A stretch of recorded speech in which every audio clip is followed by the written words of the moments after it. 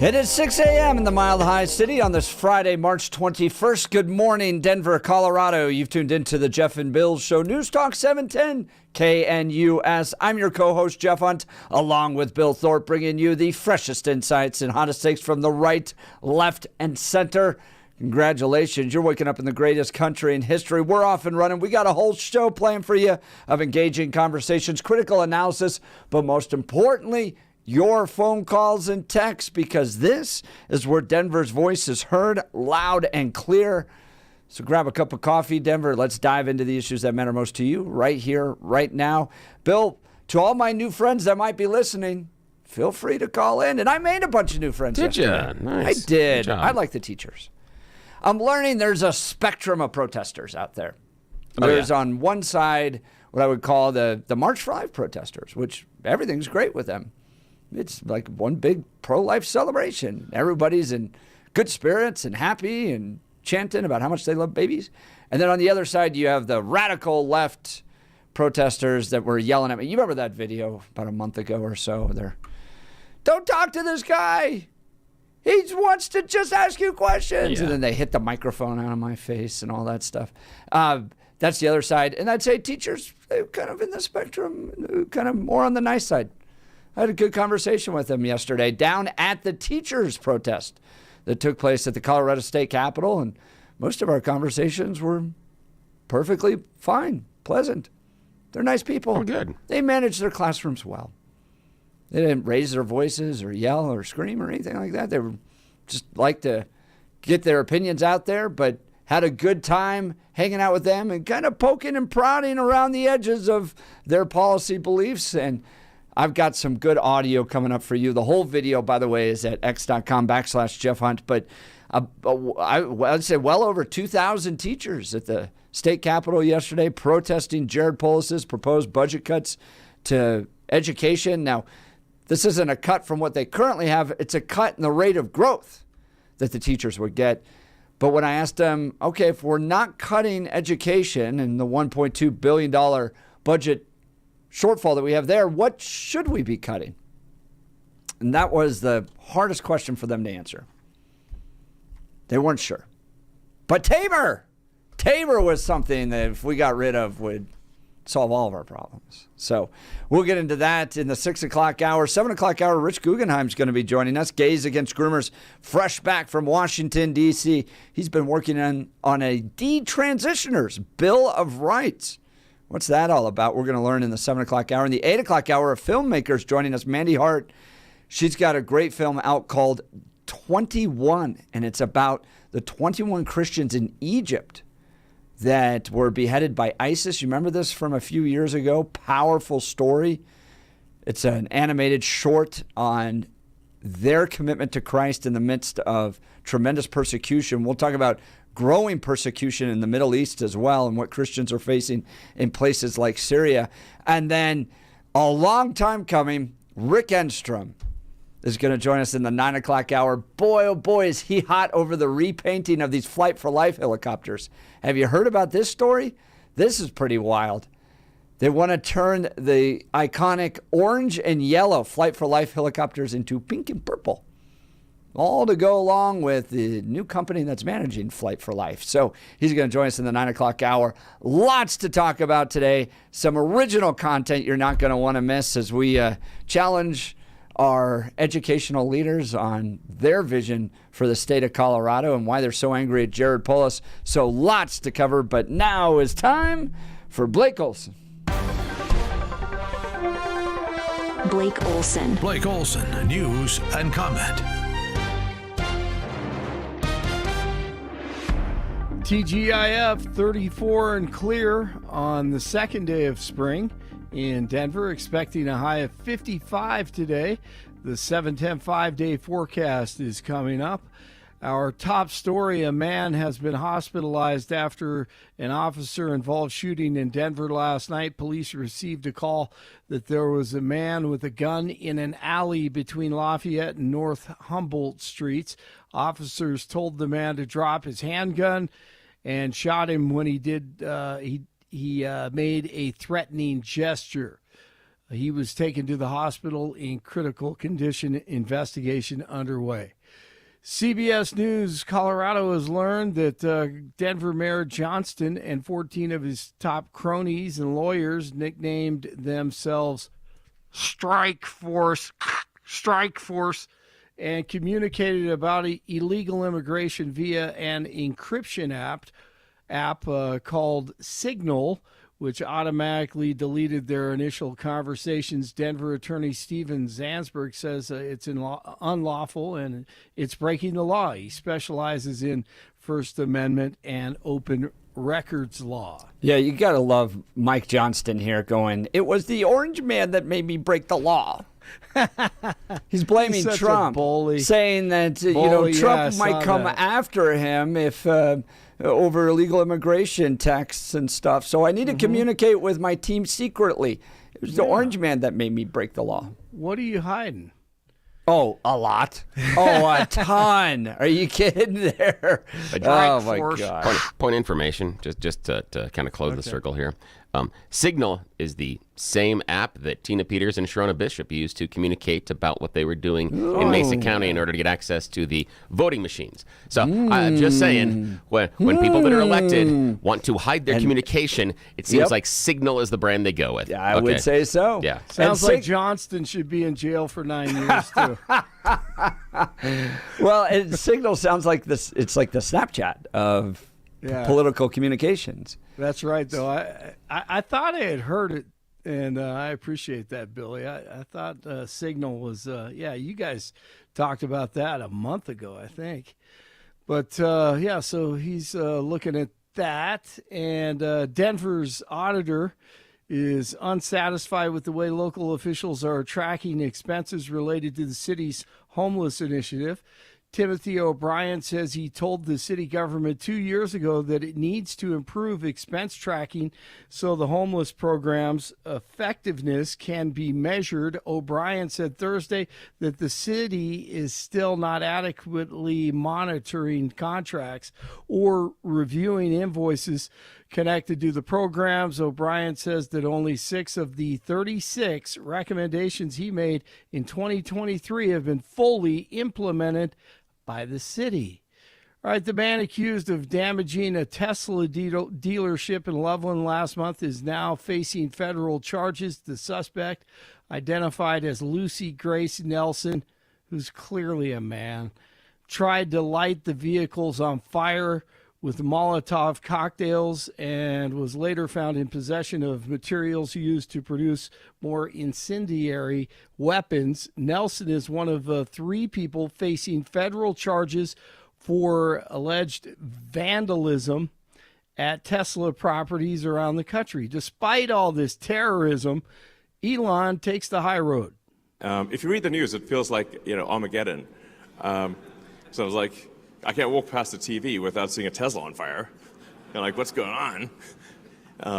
Some people, it's like, listen, I understand if you don't want to buy our product, but you don't have to burn it down. That's a bit unreasonable, Like,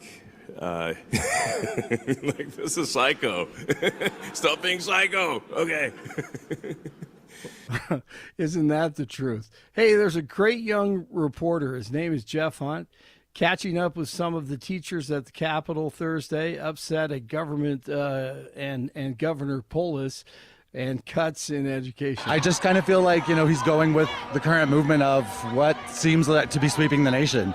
I know one of my colleagues who's been in a lot of meetings and rallies or meetings with him has said there's a term now that's called we've been JP'd, meaning that he's turncoated on us and kind of stabbed us in the back as educators. I was just talking to a guy that feels betrayed by Polis. Is that how you feel too? Yeah, I mean, him getting mad at teachers for taking the day off to stand up for what is right instead of questioning his choices is ridiculous. What you think is right. So it's the cuts in increases. You can hear more from Jeff coming up later. Yeah, it was fascinating. But I'll tell you, to any new teachers listening that from our conversation yesterday, feel free to call in. Yeah, they're a lot nicer than that other group. They are quite nicer, and a lot of kids. And it was kind of like a big field trip for teachers down to the state capitol. But nice. They were there to defend education and reject any cuts. But when you ask them what needs to be cut, it's your taxpayer Bill of Rights. Yes, exactly. And then those are the folks educating your kids. So keep all that in mind. No, that's a great point. And you asked them about choice, which is great too, and you'll talk about that. Very interesting how they reacted to that question. DJT blew up the Department of Education on Thursday. We're going to be returning education very simply back to the states where it belongs, and this is a very popular thing to do, but much more importantly, it's a common sense thing to do, and it's going to work. Absolutely, it's going to work, and I can tell you from dealing with the governors and others in the state, they want it so badly. They want to take their children back and really teach their children individually. Probably the cost will be half, and the education will be maybe many, many times better. If we don't improve education, we're going to end up with more people like Bernie Sanders and AOC who will be in Denver and Greeley today. Make sure you get your tickets.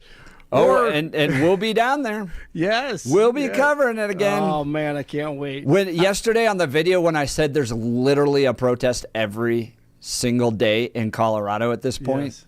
It comes again. I mean, another day back down at the state capitol. It feels like it. Yeah. And then they're targeting the state party and its effort, Colorado Republicans, to host Steve Bannon. So they're organized over there too.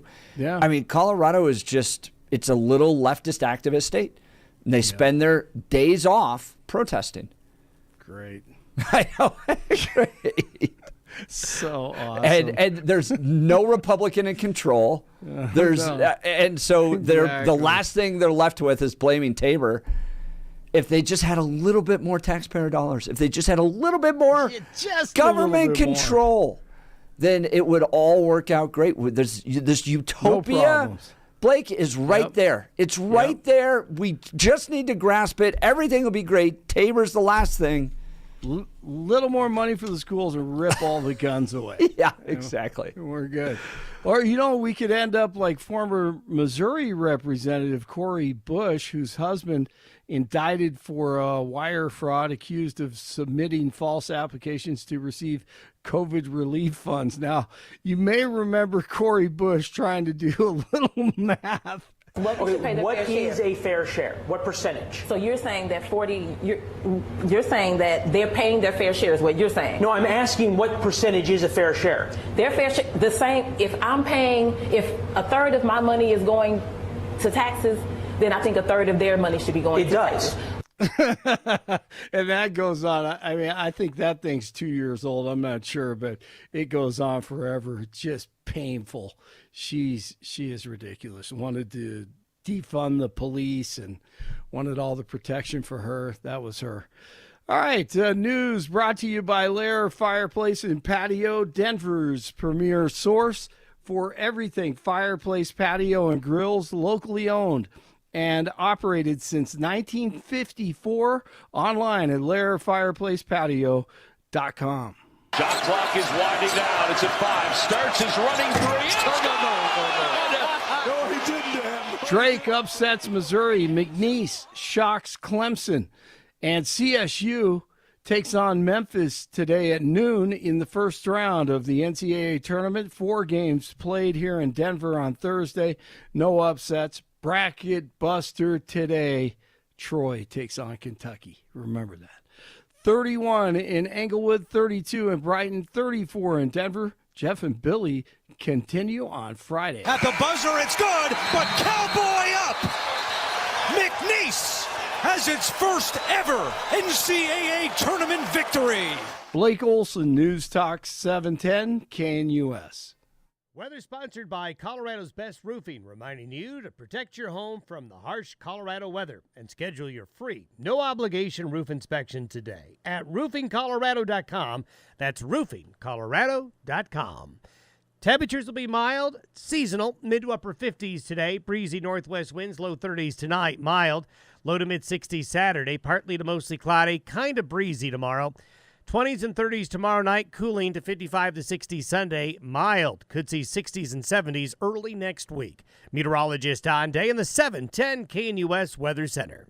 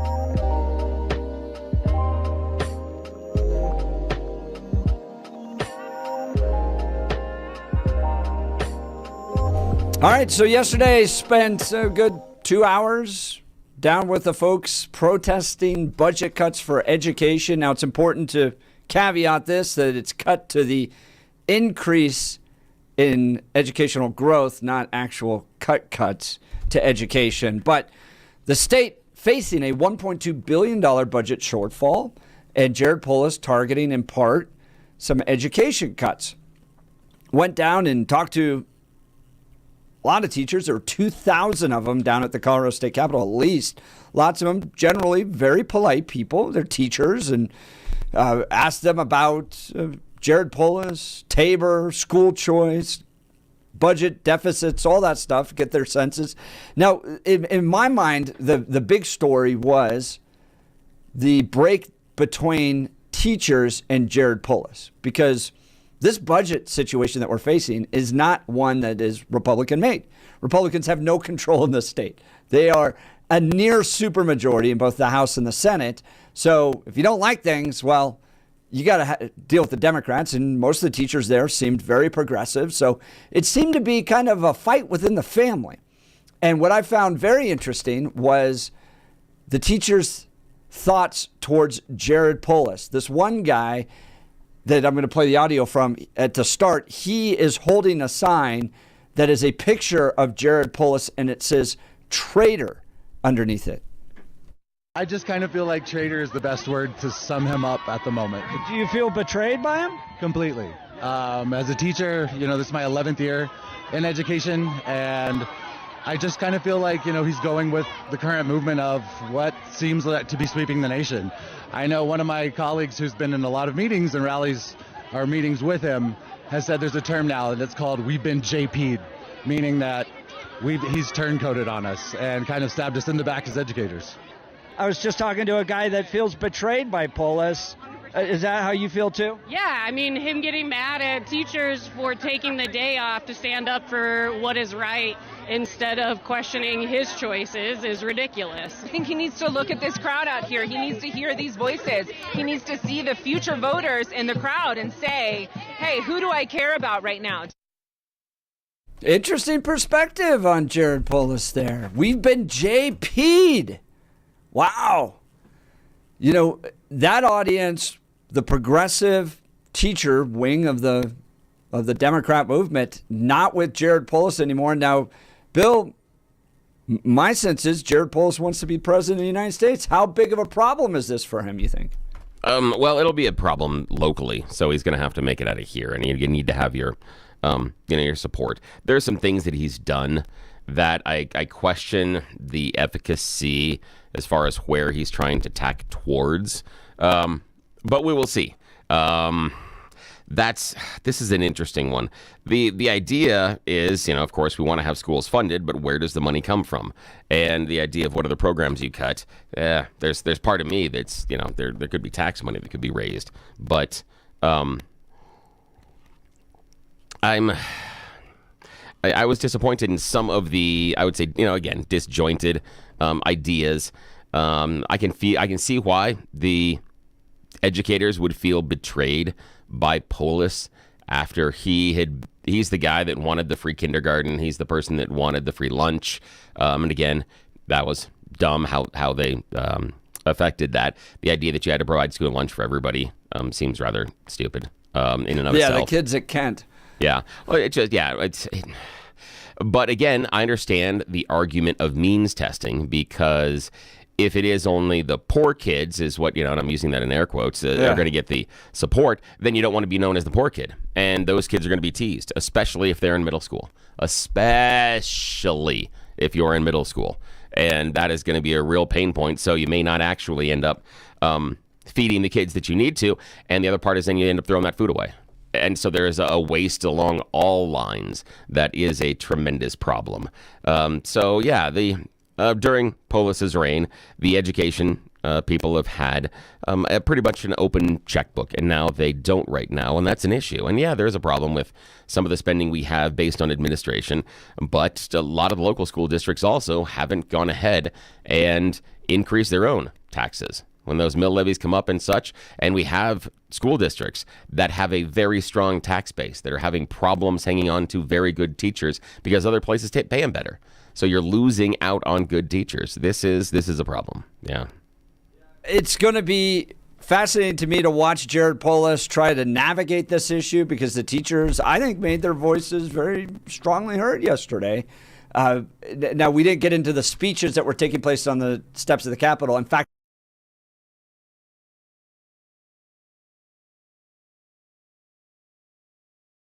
number of progressive lawmakers were there, but $1.2 billion they've got to cut. What Jared Polis is looking at are formula cuts with regards to how you determine census spending for each one of the schools, whether or not you do a 4-year collective average or you look at 1 year. Some of that stuff was up, but these teachers wanting to focus in on, okay, cut somewhere else, but just not our schools. Now, most people, when I ask them, where could you cut? They didn't have an answer at all. They go, well, that's their job in there. Just don't cut my job, type of thing. But one lady, oh yeah, she was very clear. And it was cops. If they don't cut from education, where should they cut? Cops. Cut from the jails. Cut from the cops. Do you think that'll increase crime? I don't. I think that if we can increase education and make it better when kids are younger, it will help all the way up. So it's a lack of education that's the problem with crime. I agree. Yes, I agree. Well, we solved it. George Brockler, give him a call. We figured it out. The crime issue is really just an education issue. We can cut the cops, put more money into schools, and the crime issue will work itself out. Classic progressive thinking. Really? In what way? Classic progressive thinking. I've heard that for years. Yeah. That it's the education. If we just put more money into our schools, the reason people are stealing in Aurora is because their classrooms don't have enough pencils. Well, I think that's an extreme example that doesn't really bear out. I doubt that most people are out there stealing and going after crime because of a lack of pencils. But there we need more money in the schools. Yeah, but I understand where you're going tongue-in-cheek wise, but there is a correlation between, and again, we can talk and debate about causation, but there is a correlation between a lack of education and choosing crime later on, especially the grind type of crime that we're talking about, things like stealing cars, things like going and shoplifting, selling drugs. And part of that can be traced to ideas of where we have truancy inside of high schools and where we have truancy inside of middle schools. And those kids that are not showing up at class all the time, I'm betting they're not going out there and going to start their own Fortune 500 company.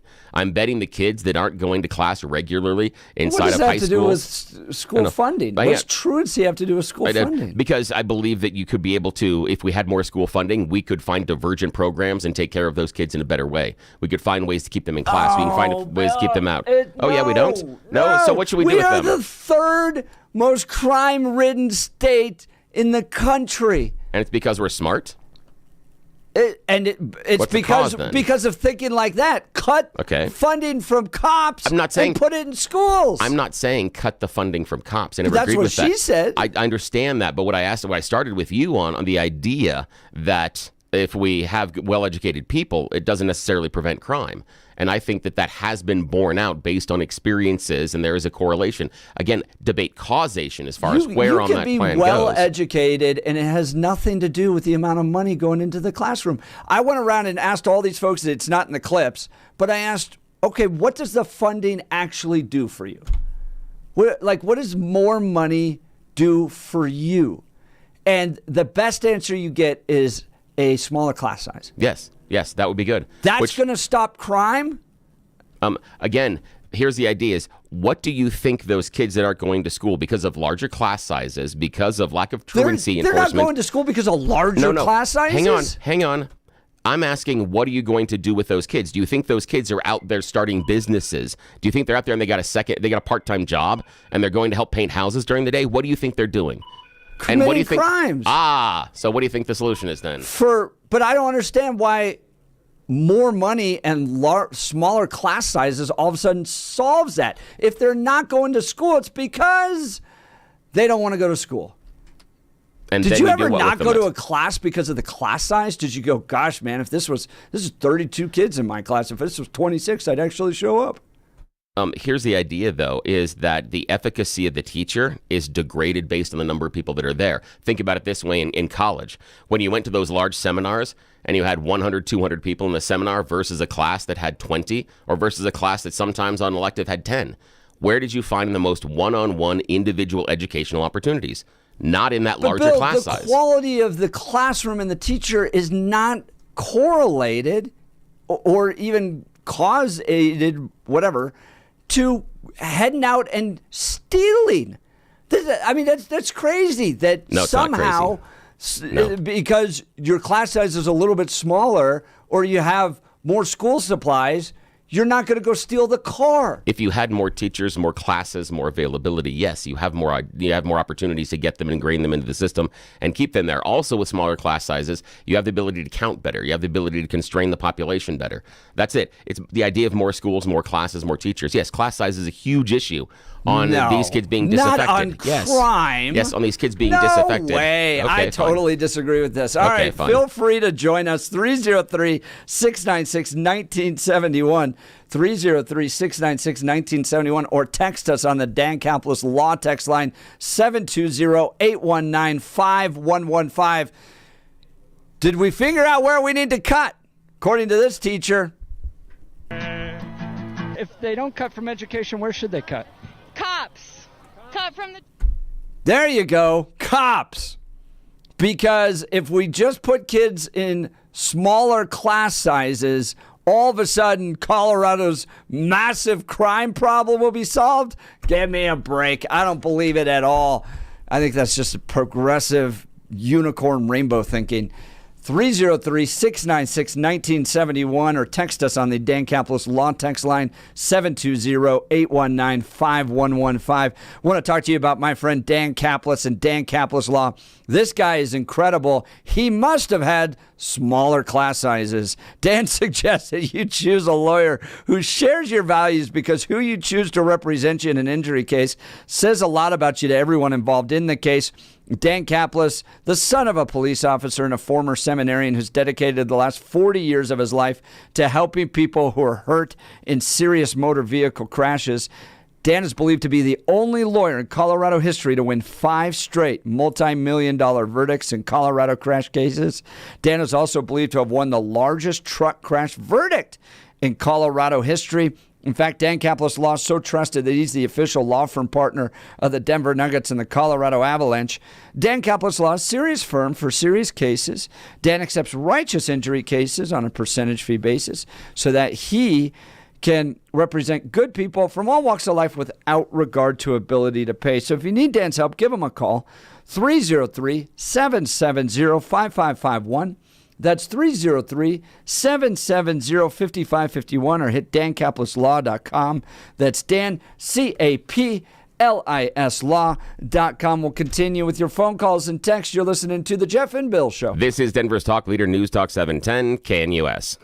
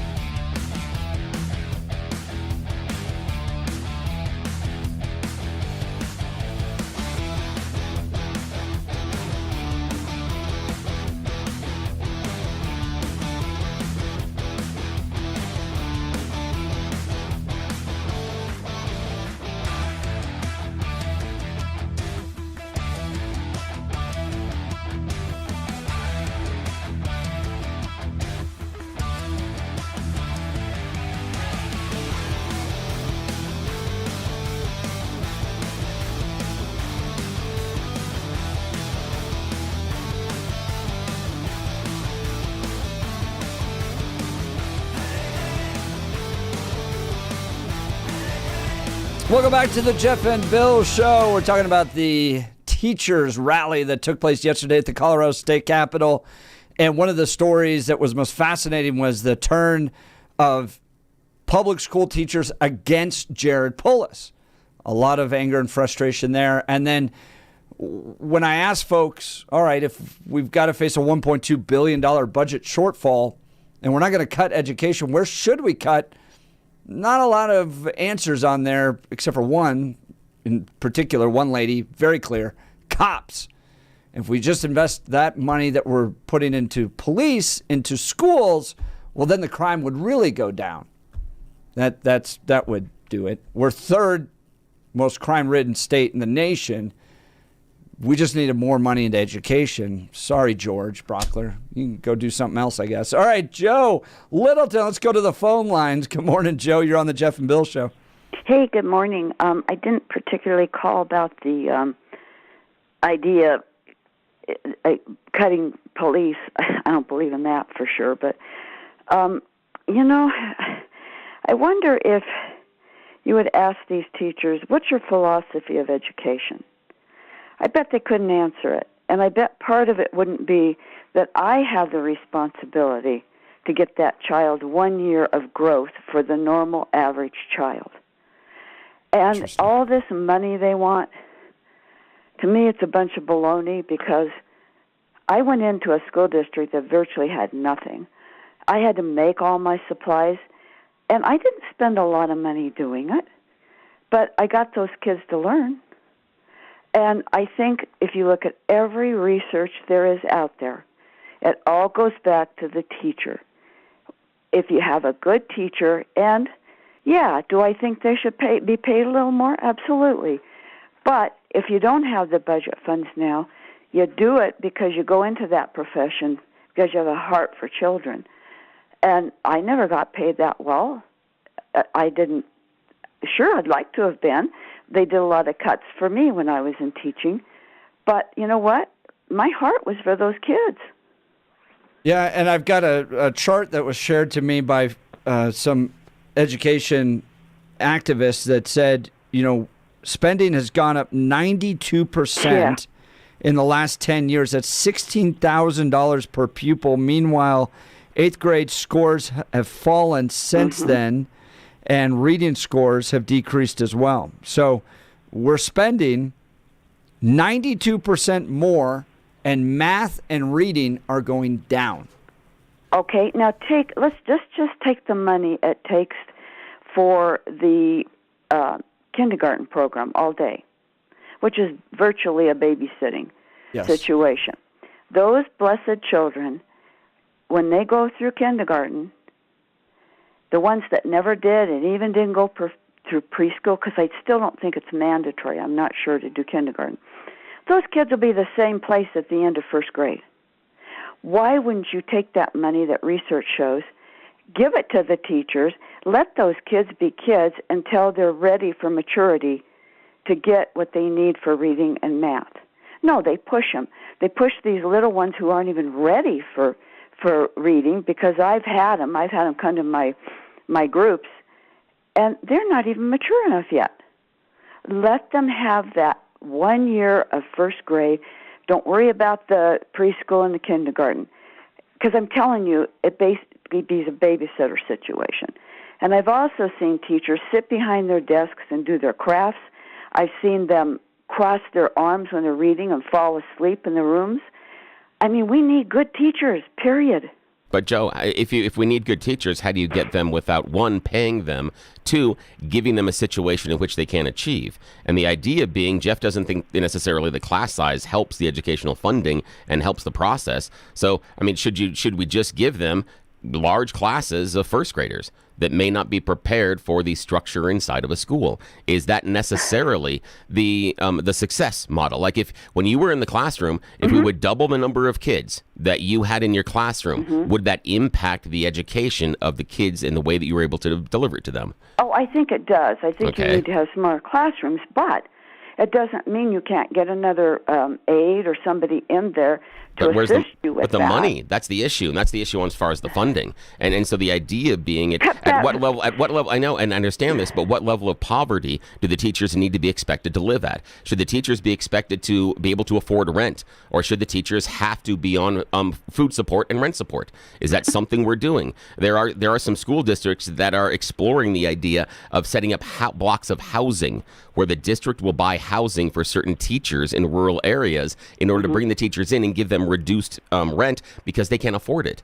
So, I mean, if you love the kids that much, that's great. But here's the idea is, what if you can't pay rent? What if you can't feed yourself? Is that something that you need to... How much is going to the classroom and how much is going to administrators? Right.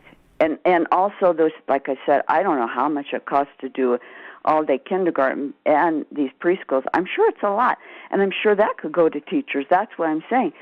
See how much that costs. Take that budget and give it to the teachers who can be good teachers. And I do think you should pay teachers decently. I remember, and this was years ago, I was in the store, and this gal tells me she's working for, I think it was Social Security. She, at that time, was making like a 90 or 100, and I was making like 40. And I thought, well, you know what?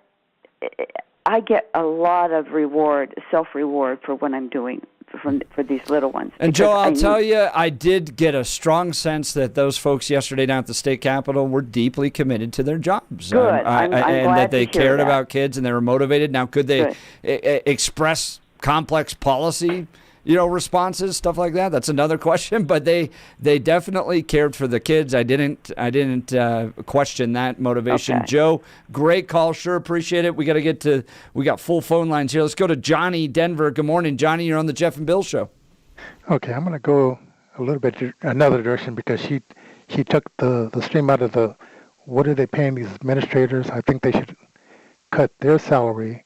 But then the teacher will be, they have to stand solid, and they have to say, well, we have to look at POLIS. We can't look at our structure.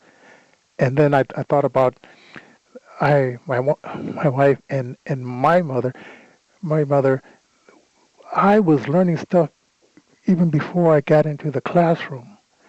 I saw mail come in, and I started practicing how to write. And my parents said, well, how did you learn how to do that? I said, I just took the mail. I was curious. And so, but she took the initiative, and she started training her children even long before they even got into schools. And so some stuff had to be on the parents, and then some stuff had to be. But Johnny, remember, we are being told by a group of people in Colorado, the parents always know best. So if the parents choose not to educate those kids early on, obviously it would be the best choice. And I'm being facetious in this, but that's the issue, is that these kids don't show up to school at the same level. And there are a large number of parents that don't do that type of investment inside of education. And you don't get to pick and choose when they show up at the public schools. And that's kind of the issue. That's the issue that we talk about, is that you don't have control over your raw resources that walk through that school door. Charter schools and public schools have that control. You don't have that in the regular public school, and that's part of the issue. That kid shows up at your door, regardless of where they are or where their educational, bucket is filled. You've got to go ahead and educate them, regardless if they even speak the language. That's part of the issue, is the raw materials coming through the door. I heard from one teacher who works with, they were mixing the kids who couldn't speak English that well. Yeah. At first, they were trying to be bilingual. Then they stopped that and said, we have to just teach whether they understand the language or not. So I'm not sure how well that's working. No, that's not going to work well. And there's millions of dollars being spent on illegal immigrants. And I asked folks yesterday, you can watch the video at x.com/Jeff Hunt about that. They all believe there's a universal right to education. One teacher going, America will be better if we educate. The untold number of illegal immigrant kids coming into our schools, that's a drain on resources. Johnny, I appreciate the call. We're just running out of time here. We got You Choose the News coming up. You're listening to The Jeff and Bill Show. This is Denver's Talk Leader, News Talk 710 KNUS.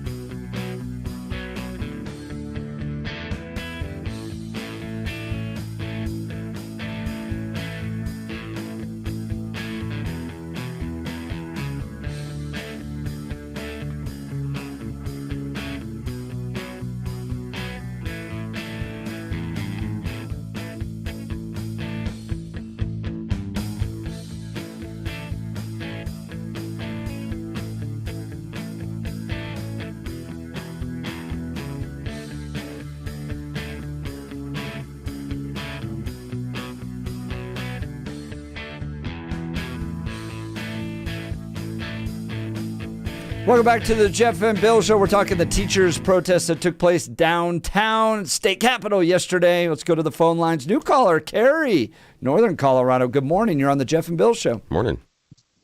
Morning, Jeff. Morning, Bill.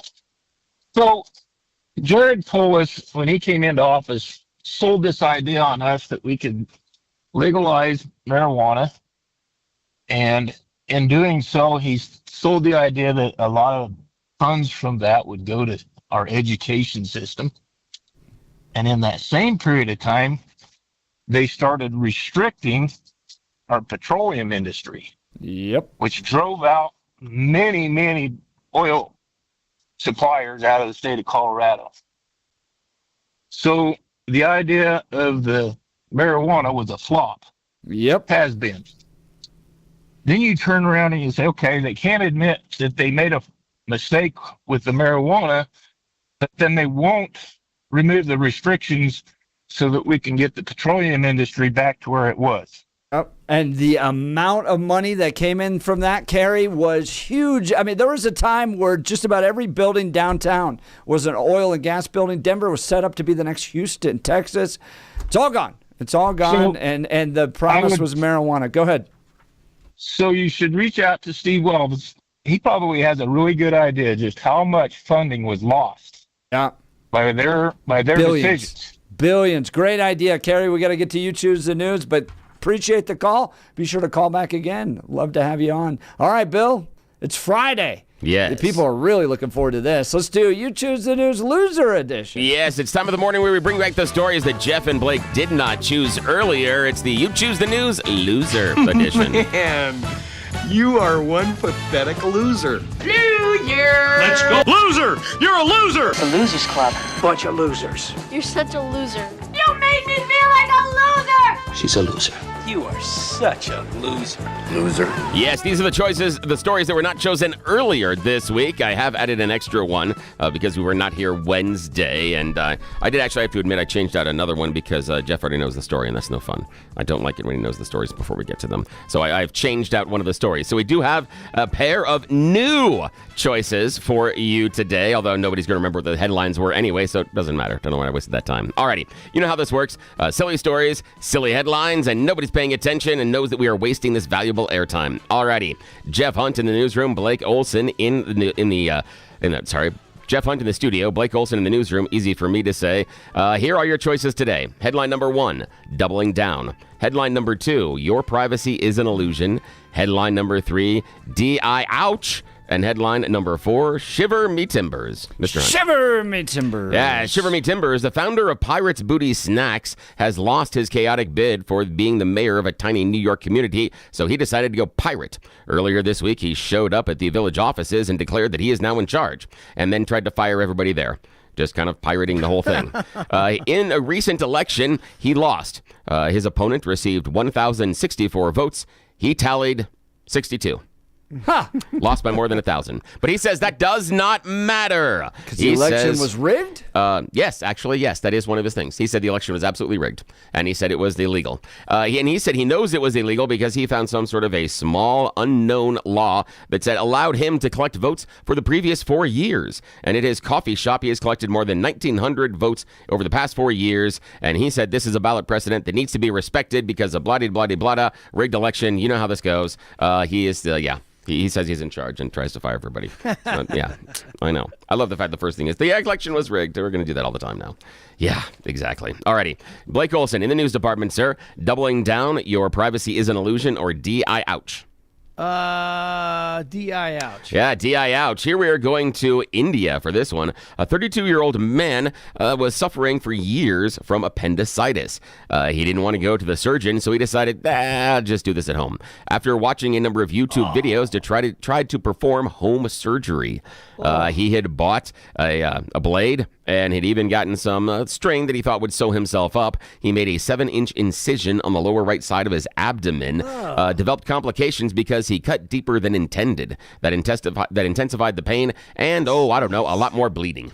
So he was really bleeding. Eventually, he had to get friends to take him to the hospital. They sewed him up, and they're going to do the appendicitis later. But yeah, he tried to do that himself at home. Painful. I know. That's awful. I've seen people do like home dental Wonder work. It's how awful. good he was at Operation the board. Yeah, exactly. Is that how we tried at the beginning? That's the testing part. Yes. Alrighty, Jeff Hunt, your choice, sir. Doubling down or your privacy is an illusion? Doubling down, please. Doubling down, yes. Authorities in the Siberian city of Krasnoyarsk banned planned demonstrations against restrictions on public demonstrations. Yes, public events are not allowed during a special military operation they had announced, so no public demonstration against our move to stop public demonstrations. They just don't know how fun it is to hang out with people that dress kind of funny and then write their signs and all that stuff. It's actually an enjoyable and the people doing the way to spend protest, your they day. actually submitted the paperwork and everything else, and the government said, no, we're sorry, we're not allowing protests about not allowing the protests. Seems like you're closing the circle there. And we're going to give you a bonus episode today because I want to make sure we clean all of these out of the locker. Your privacy is an illusion. Take note here, Amazon Echo is now going to record all of your conversations. Of course. As of March 28th, the Do Not Send Voice Recordings feature is going to be disabled. They are now going to record all of your conversations and send it to Amazon. Why is Amazon doing this? They say they need these conversations in order to power their generative AI programs. Yes. Yes, they need it to learn. So the idea is this. They need to be able to make tens of hundreds of millions and billions of dollars off of AI. And in order to do that, they need to record our conversations. And we're getting nothing. Yeah, we know, get a share exactly. of it. We get nothing out of it. We are their research project and are not being compensated for the fruits of their labor based on what we do. We willingly do it. Yeah. So we literally bugged our entire houses. Yeah, we did. For corporations to listen to. Especially a voice like Billy's. I mean, you got to get paid for that. That's why we actually announce weird things in the house because, somebody's got to listen to that. I'm serious, we do. I bet you do. Like what? What's a weird thing? Hey, remember, you got to let the Chinese kid out of the cage today. He needs to walk around the yard. Yeah, seriously. Stuff like that. Yeah. Yeah. Somebody's got to listen to that. And the whole city just did. Yes. All right, you're listening to Jeff and Bill. This is Denver's Talk Leader, News Talk 710 KNUS.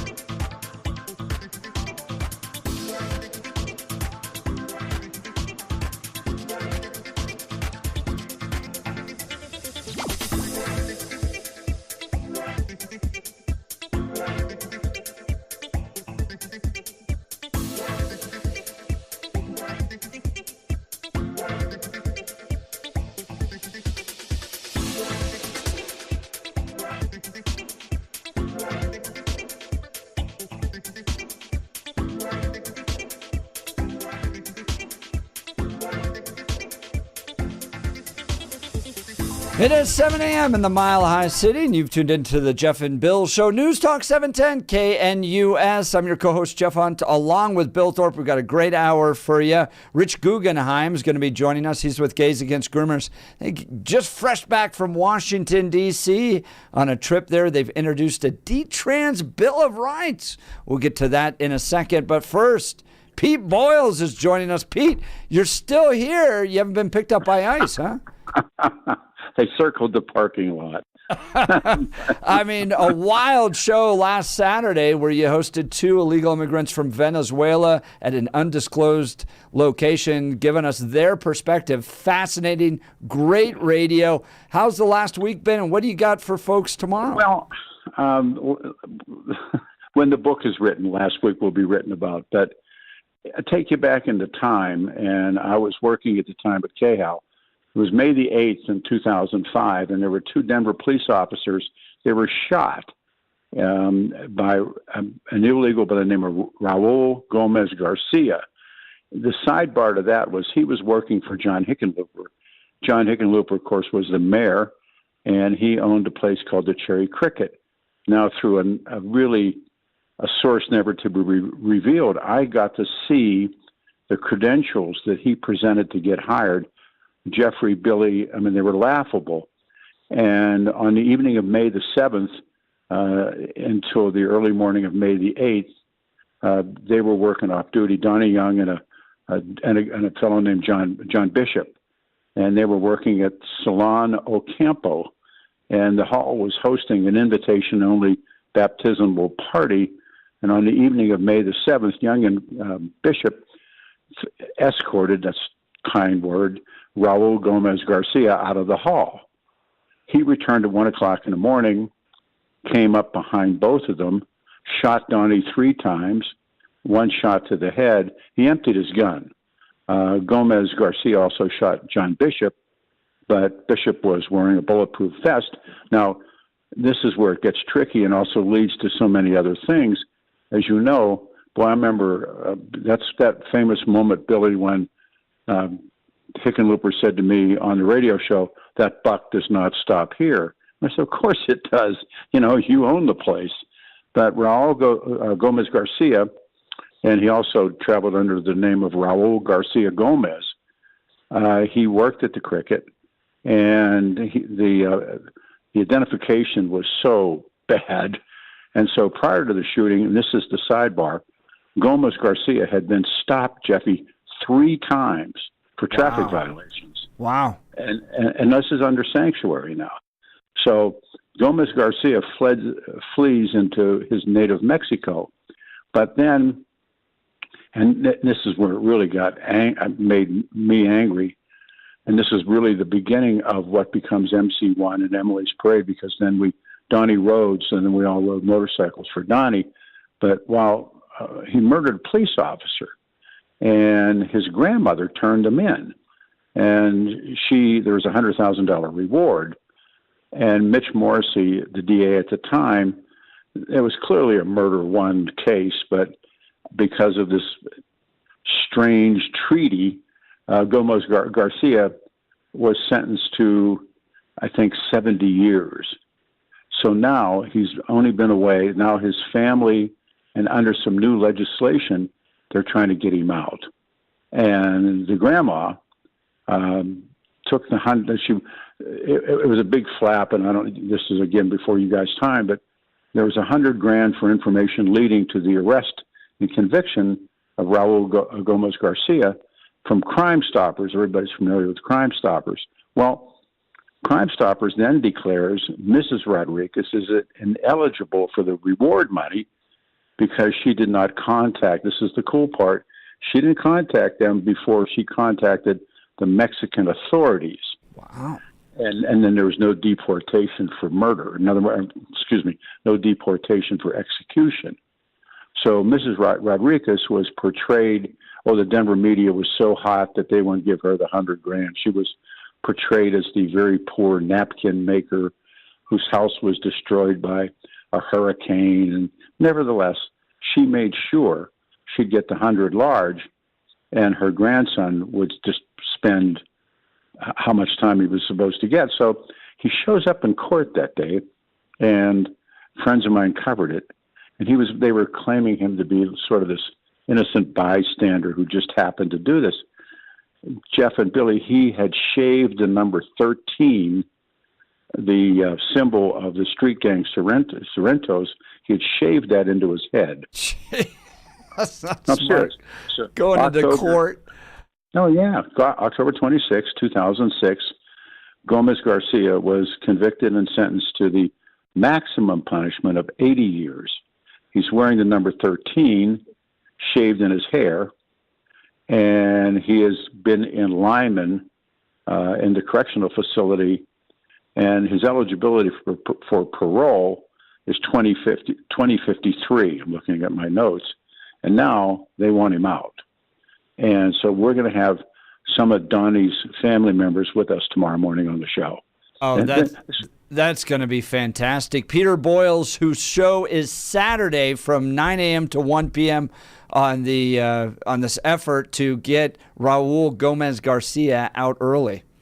Well, they want him out. I mean, there's a movement to get him out. And the killer of the Denver police officer applies for this program that could lead to his early parole. And the family of the officer will be with us. And they're saying, wait a minute, he attempted to murder 2 cops. He murdered one. And it wasn't one of those things where, bam, I took it. He emptied his his handgun on both of the officers. And then he skipped into Mexico. And it was only his grandmother would only gave him up only when she knew that he would not be executed. So, I don't know, fascinating guys. story. So much connected there to John Hickenlooper too. Well, and so the week after Pete was talking about illegal immigrants not doing any crime here in Denver, he's going to talk about an illegal immigrant doing crime in Denver. We're going 180 degrees away from it. But this is a good story to highlight because he needs to stay behind bars. In many ways, it's more about how the system doesn't work. I was going to say how the system works. It's how the system doesn't work. It's how the fact that he was here, what did he use to get hired, and then the lack of really a continuing thread to put him behind bars and realizing who he was, and all the other people saying that he wasn't actually who he was. Yeah, it's going to be a great story. Can't wait for tomorrow. 9 a.m. to 1 p.m. on Saturday. Pete, thanks for taking time to join the Jeff Mel Show this morning. Thank you for letting me do that. It means a lot. Thanks. Yeah, you bet. It's going to be exciting. Must listen to radio every Saturday morning with John Caldera, then Peter Boyles. Pete from 9 to 1 tomorrow. That That'll story be a was fascinating. That story is incredible because Hickenlooper was running the Cherry Cricket at the time, and this is one of his employees that then gunned down the cop. Oh, dude, Colorado, you get to go to be governor and then senator and mayor. Oh, it's fine if you're just of the one particular political party. All right, coming up in after the news, Rich Guggenheim's joining us. Gays Against Groomers, back from Washington, D.C. Big meetings there. We'll talk to him. But now is time for Blake Olson. Blake Olson. Blake Olson, news and comment. Good morning. TGIF 33 and clear in Denver, expecting a high of 55 today in Denver. The 7-10 5-day forecast is coming up. Our top story, Education Secretary Linda McMahon says that everything will be done legally when it comes to dismantling the Department of Education. White House officials have confirmed that they will wait for congressional approval before the department is completely shut down. DJT wanted to stress how much he appreciates teachers. I want to just make one little personal statement. Teachers, to me, are among the most important people in this country, and we're going to take care of our teachers. And I don't care if they're in the union or not in the union, that doesn't matter.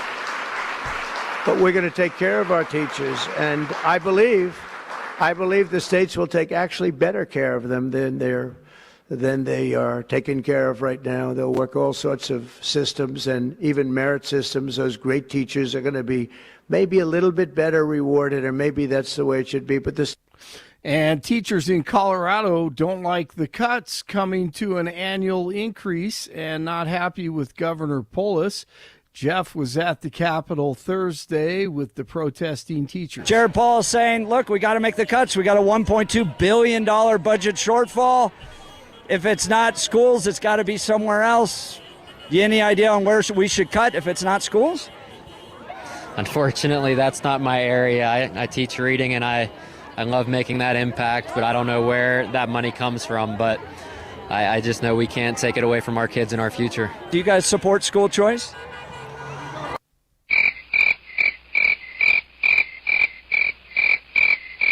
The Pentagon may be about to brief Elon on the U.S. military's plan for a potential war with China. The New York Times says that a meeting scheduled for today, he'll be given access to top military secrets. DJT, though, responded to the report by calling it fake news and said China will not even be mentioned at the meeting. Tesla owners expressing concerns after discovering an online map that shows their home addresses and uses a Molotov cocktail as a cursor. The map also reportedly encourages vandalizing Tesla vehicles with spray paint. The man accused of destruction to a Tesla dealership in Loveland last month is now facing federal charges. The suspect, identified as Lucy Grace Nelson, who's clearly a man, tried to light the vehicles on fire with those Molotov cocktails and was later found in possession of materials used to produce more incendiary weapons.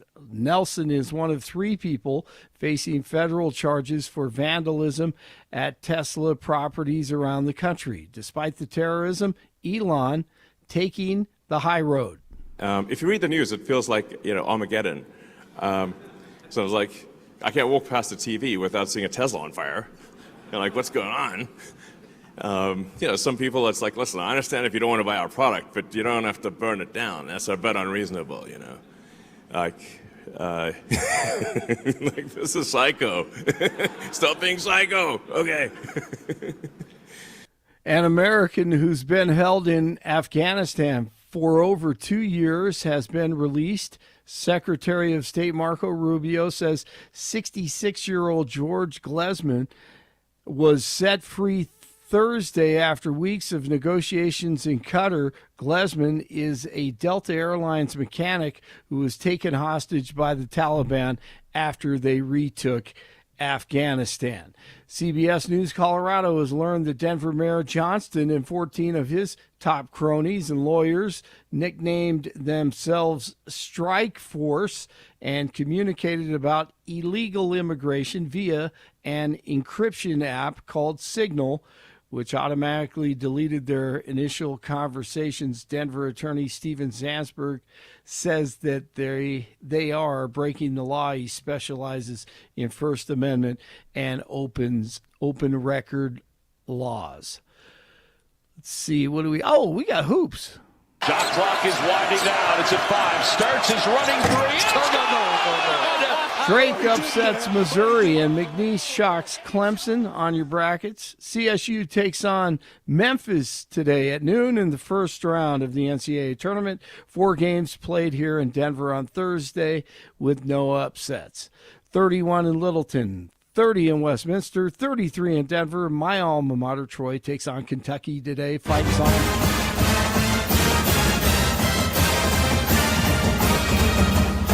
Go Troy. Jeff and Billy continue. Blake Olson, News Talk 710 KNUS.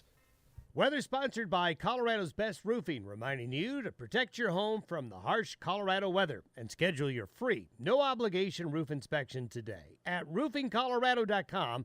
That's roofingcolorado.com. Temperatures will be mild, seasonal, mid to upper 50s today. Breezy northwest winds, low 30s tonight, mild. Low to mid-60s Saturday, partly to mostly cloudy, kind of breezy tomorrow. 20s and 30s tomorrow night, cooling to 55 to 60 Sunday, mild. Could see 60s and 70s early next week. Meteorologist Don Day in the 710 KNUS Weather Center.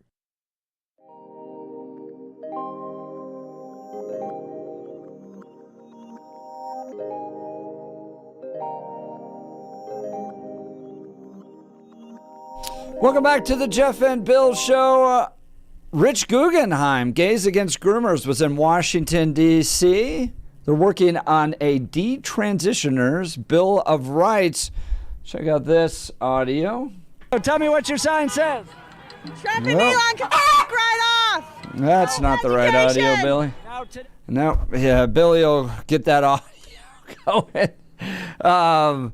Let's bring in Rich here. So, Rich, back from Washington, D.C., lots of meetings, and you're working on this detransitioners Bill of Rights. Thanks for joining the Jeff and Bill Show. Hey, glad to be here with you. The joy of live radio. That's right. I know.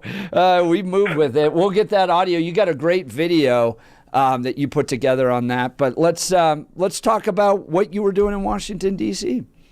Sure. We were there for Detrans Awareness Day that was hosted by quite a few groups. And we brought in close to 150 detransitioners. These are people who have been harmed by medical malpractice and hurt by the medical industry that told them this is going to solve all your problems. And so they were there and they were sharing their stories. And I will tell you quite frankly, it's gut-wrenching to hear those stories. The things that these people have had to go through, the complications that will last with them throughout their life, both physical as well as emotional and mental. I would say that these are real survivors of real trauma. And the parents that have also been there. This has hurt a lot of families. This has hurt a lot of communities. So we were there, and I was there to also introduce a bill to members of Congress. It's a very nonpartisan bill, and it is a very common sense bill. And I will tell you that we did meet with people on both sides of the aisle because it is just a common sense bill, and all it does is create a cause of action and a statute of limitations for anybody that has been harmed by gender-affirming care practices as a child. And it allows them to say, just like you would with any other procedure, that there are risks and complications that come along with this. And if we're harmed by it, we should have a right to sue. And that's all this bill does. And it's not just a detrans Bill of Rights. It actually protects transgender individuals who have been harmed because you could have a graft that fails. You could have an infection that becomes septic. You could have adverse reactions to cross-sex hormones, and those type of people deserve to be protected just as much as everybody else because I believe in equal protection under the law. We're talking with Rich Guggenheim with Gays Against Groomers. Now, why wouldn't general medical malpractice cover that? If somebody has a problem with one of the trans surgeries, wouldn't that be somebody similar to somebody, having a hernia surgery, maybe having problems with that? Those are actually really hard to get through. And the thing is, right now, those are also limited in scope and time. And we're finding that a lot of people that are harmed by gender-affirming care aren't really, the harms are delayed. And I would also say that one of the things we need to understand is that these types of complications are long-term complications. If you're giving a person hormones that alter their physiology, or you're putting them on puberty blockers that stop puberty, and the list of complications from things like Lupron are long, and those are often not seen until years after you would have a normal statute of limitations for malpractice lawsuits. And those vary from state to state, and I'm simply saying that because there's this time frame that is often 10 years, and also because it's so different from state to state, we need a consistent law across the country that protects people harmed by gender-affirming care. And I'll tell you the argument that I'm hearing a lot of is actually pushback from the medical industry, the insurance industry, and the pharmaceutical industry are saying, look, if you do this, this is going to drive up the cost of gender-affirming care. And so that's a big pushback. I actually met with Bernie Sanders, and he's going to be here in Colorado, but it's very disappointing to me to hear how ideologically captured he is. I think it's probably because he gets so many of his contributions, to use his phrase, from the pharmaceutical industry. And that's also why I think he supports Medicare for all and socialized medicine, is because he's paid for by the pharmaceutical industry, who, in this case, when they say it's going to drive up costs, are admitting that they are putting profit over people and their well-being. Talking with Rich Guggenheim. He's with Gays Against Groomers. They were in Washington, D.C. on this Detransitioners Bill of Rights that if people want to detransition or want to hold somebody accountable for the medical problems with transitioning, they should be able to do so. What was the reaction? I mean, you mentioned Bernie Sanders. How about from Republicans, other Democrats? I know you were outside of Nancy Pelosi's office. You went in there. Give us the sense that lawmakers and how they were responding to these ideas. I'll start with the Democrats because we did meet with a number of Democrats. And even Democrats, I had a meeting with Senator Bennett, and to his credit, actually took the time to sit down and listen to us and took my bill. And I did tell him, I said, this bill is not anti-LGBT. This is actually written by a gay man. And this bill is not banning anything. It doesn't ban gender-affirming care. And it really is about protecting everybody, including the transgender community, who may have medical complications from this, and allowing them to go back to their doctors and their medical providers and hold those doctors and medical providers to a higher standard of ethics. And make sure that, in fact, our transgender community is receiving the highest quality of care that we can give them under the guise of care, if you can call gender-affirming care such. And then it also protects the detransitioners community. So we had a number of Democrats who did, in fact, seem like they were interested in it. When I talked to Senator Hickenlooper, I said, listen, when you're talking about the fact that right now Democrats have a 29% approval rating, but then 66% of Democrat voters in the New York Times poll are saying children should not be allowed to access puberty blockers, hormones, and surgeries. This is a solution. This is a solution that you can take right now. You can take action to protect the community and say, look, we're going to protect those who have been harmed. Because when you're not listening to your voters and you're not listening to your base, you can't wonder why. Sit there and scratch your head and say, well, why is our approval rating so low? Because people don't support gender ideology. And so the Democrats did listen. They did take our bill. And on the Republican side, I will tell you, we met with the Senate Health, that's Health, Education, Labor, and Pensions Committee. We got to talk to them. We met with Senator Rand Paul, who actually has a staffer whose 14-year-old daughter was captivated by this, and the medical industry got a hold of her daughter, and she was able to rescue her daughter. So this is something that affects Americans at every level. I'm actually getting ready after I get off the air with you. I'm meeting with Senator Lindsey Graham on this bill because they've shown strong interest, and people on the House side also. The House, I think we can get this bill through the House. We got some good support in the House. The Senate, we're going to have to flip 10 Democrats, and I think that's why a small common sense bill like this that is clearly nonpartisan is something that we have a real opportunity to say to the Democrats. This is about protecting transgender people. It's about protecting everybody. It's about equal protection under the law and holding our medical providers to a higher standard. We're talking with Rich Guggenheim with Gays Against Groomers. What have you learned in your research with regards to the medical industry's drive to push particularly kids into transitioning and engaging in those types of medical practices? Does it seem to be profit motivated from your perspective?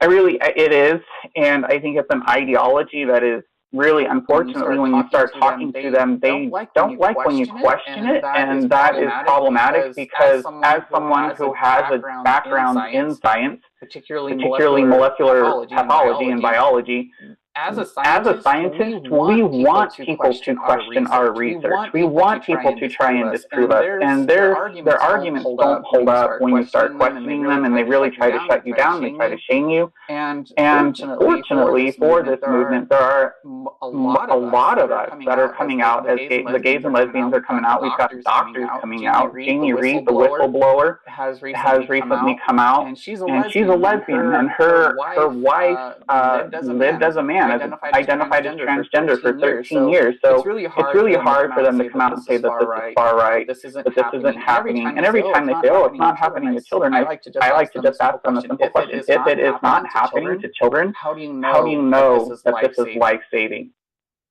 That's Rich Guggenheim, Gays Against Groomers, joining Jeff and Bill live. And the two of you just talked a little bit about the idea of medical care and the profit motive behind it. Is there any medical care that we provide that does not have profit motive behind it, in your opinion? No, especially in our culture, especially in the United States. That is why I think it has been such an uphill battle when we're seeing countries in Europe, even territories in Australia and up in Canada, who are saying we're going to pause this on children. I believe that's because there where they do have socialized medicine, the government is looking at this, and the government saying, like, well, hold on, we're paying for this. But the science isn't clear that this is actually benefiting anybody except for the industry, and so they're pulling back on it. In the United States, where the medical industry is for profit, and the medical industry, for a lack of better terms, has bought and paid for our government, these politicians and government are kowtowing to their masters, and that's why I think it's so hard for us to get anything legislatively done, because the industry and the lobbyists behind the medical industry, the insurance industry, and the pharmaceutical industry are so powerful, and that's why it's really hard to try and even have a conversation about this type of medical malpractice. Oh, again, we should probably leave that there, Rich Guggenheim with Gays Against Groomers, because if we continue that conversation, it's going to sound like we advocate that a single-payer system can make better decisions for healthcare than a for-profit system.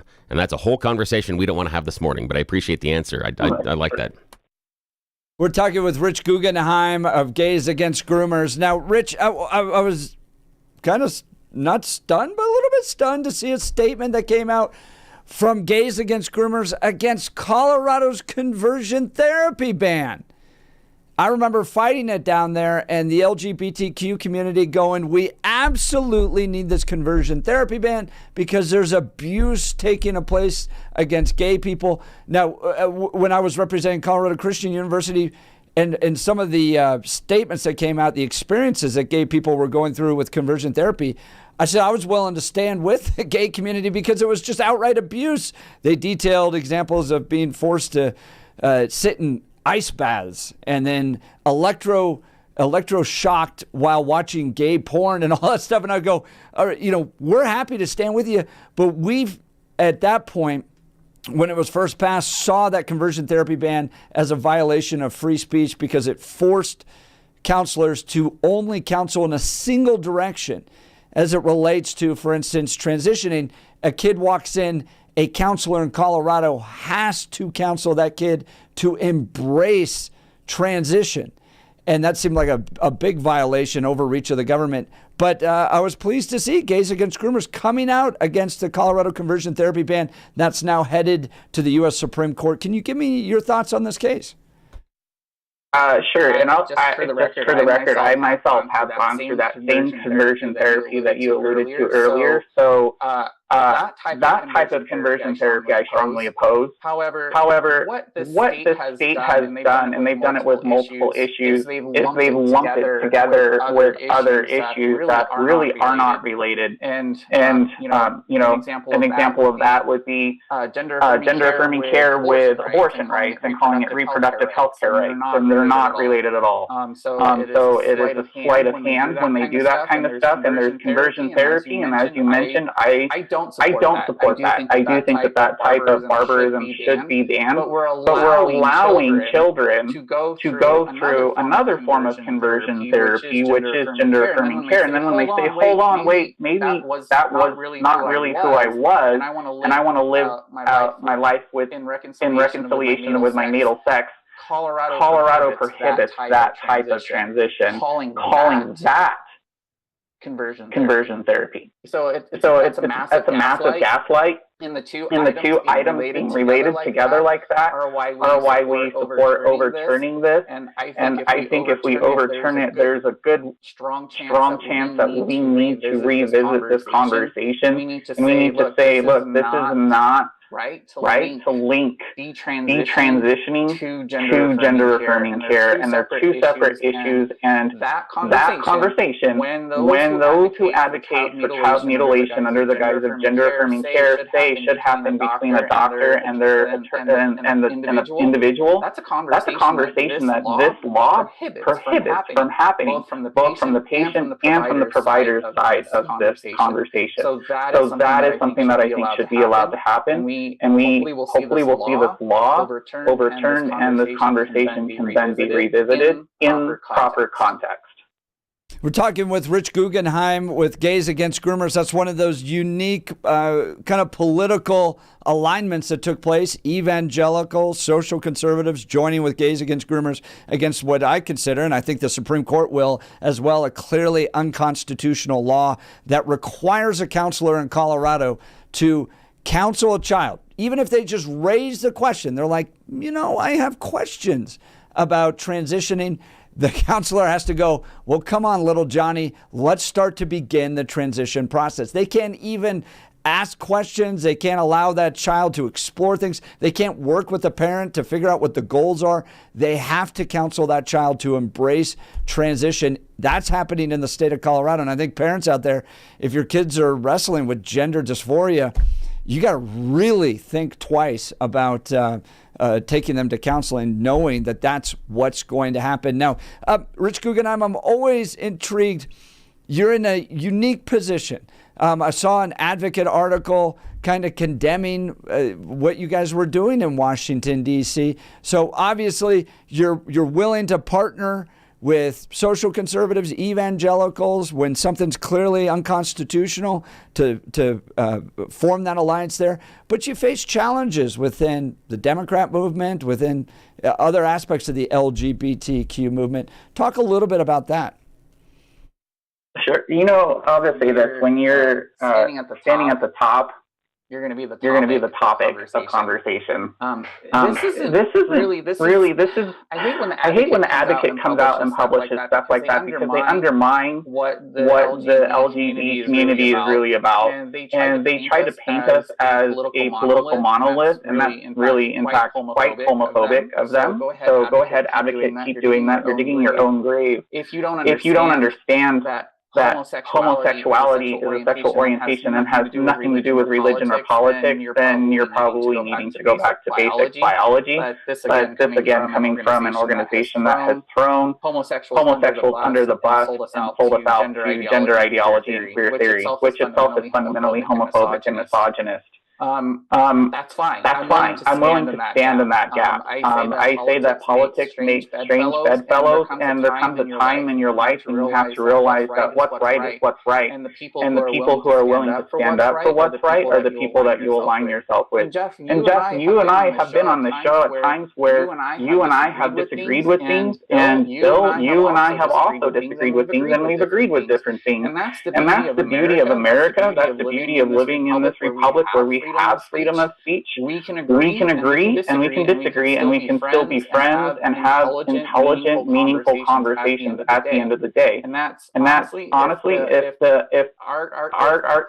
people like the Advocate and the rainbow community want to shut us down, that just really tells me they're the ones who are fascist, they're the ones who are homophobic, and they're afraid of the truth because they want to keep people captivated by their cult dogma.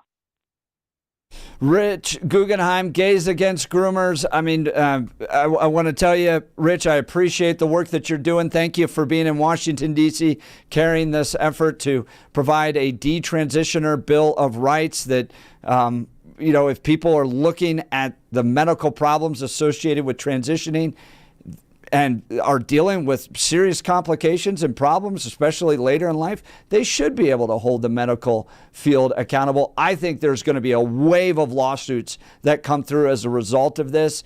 I think this industry is motivated financially, and they're permanently scarring, especially these kids that are going through gender dysphoria. It's terrible. They should be held accountable, sued into the ground, and I think you're kind of laying the groundwork for that. Rich Guggenheim, thanks for taking time to join the Jeff and Bill Show today. Yeah, thanks for the time. You're welcome. You're welcome. Have a great weekend.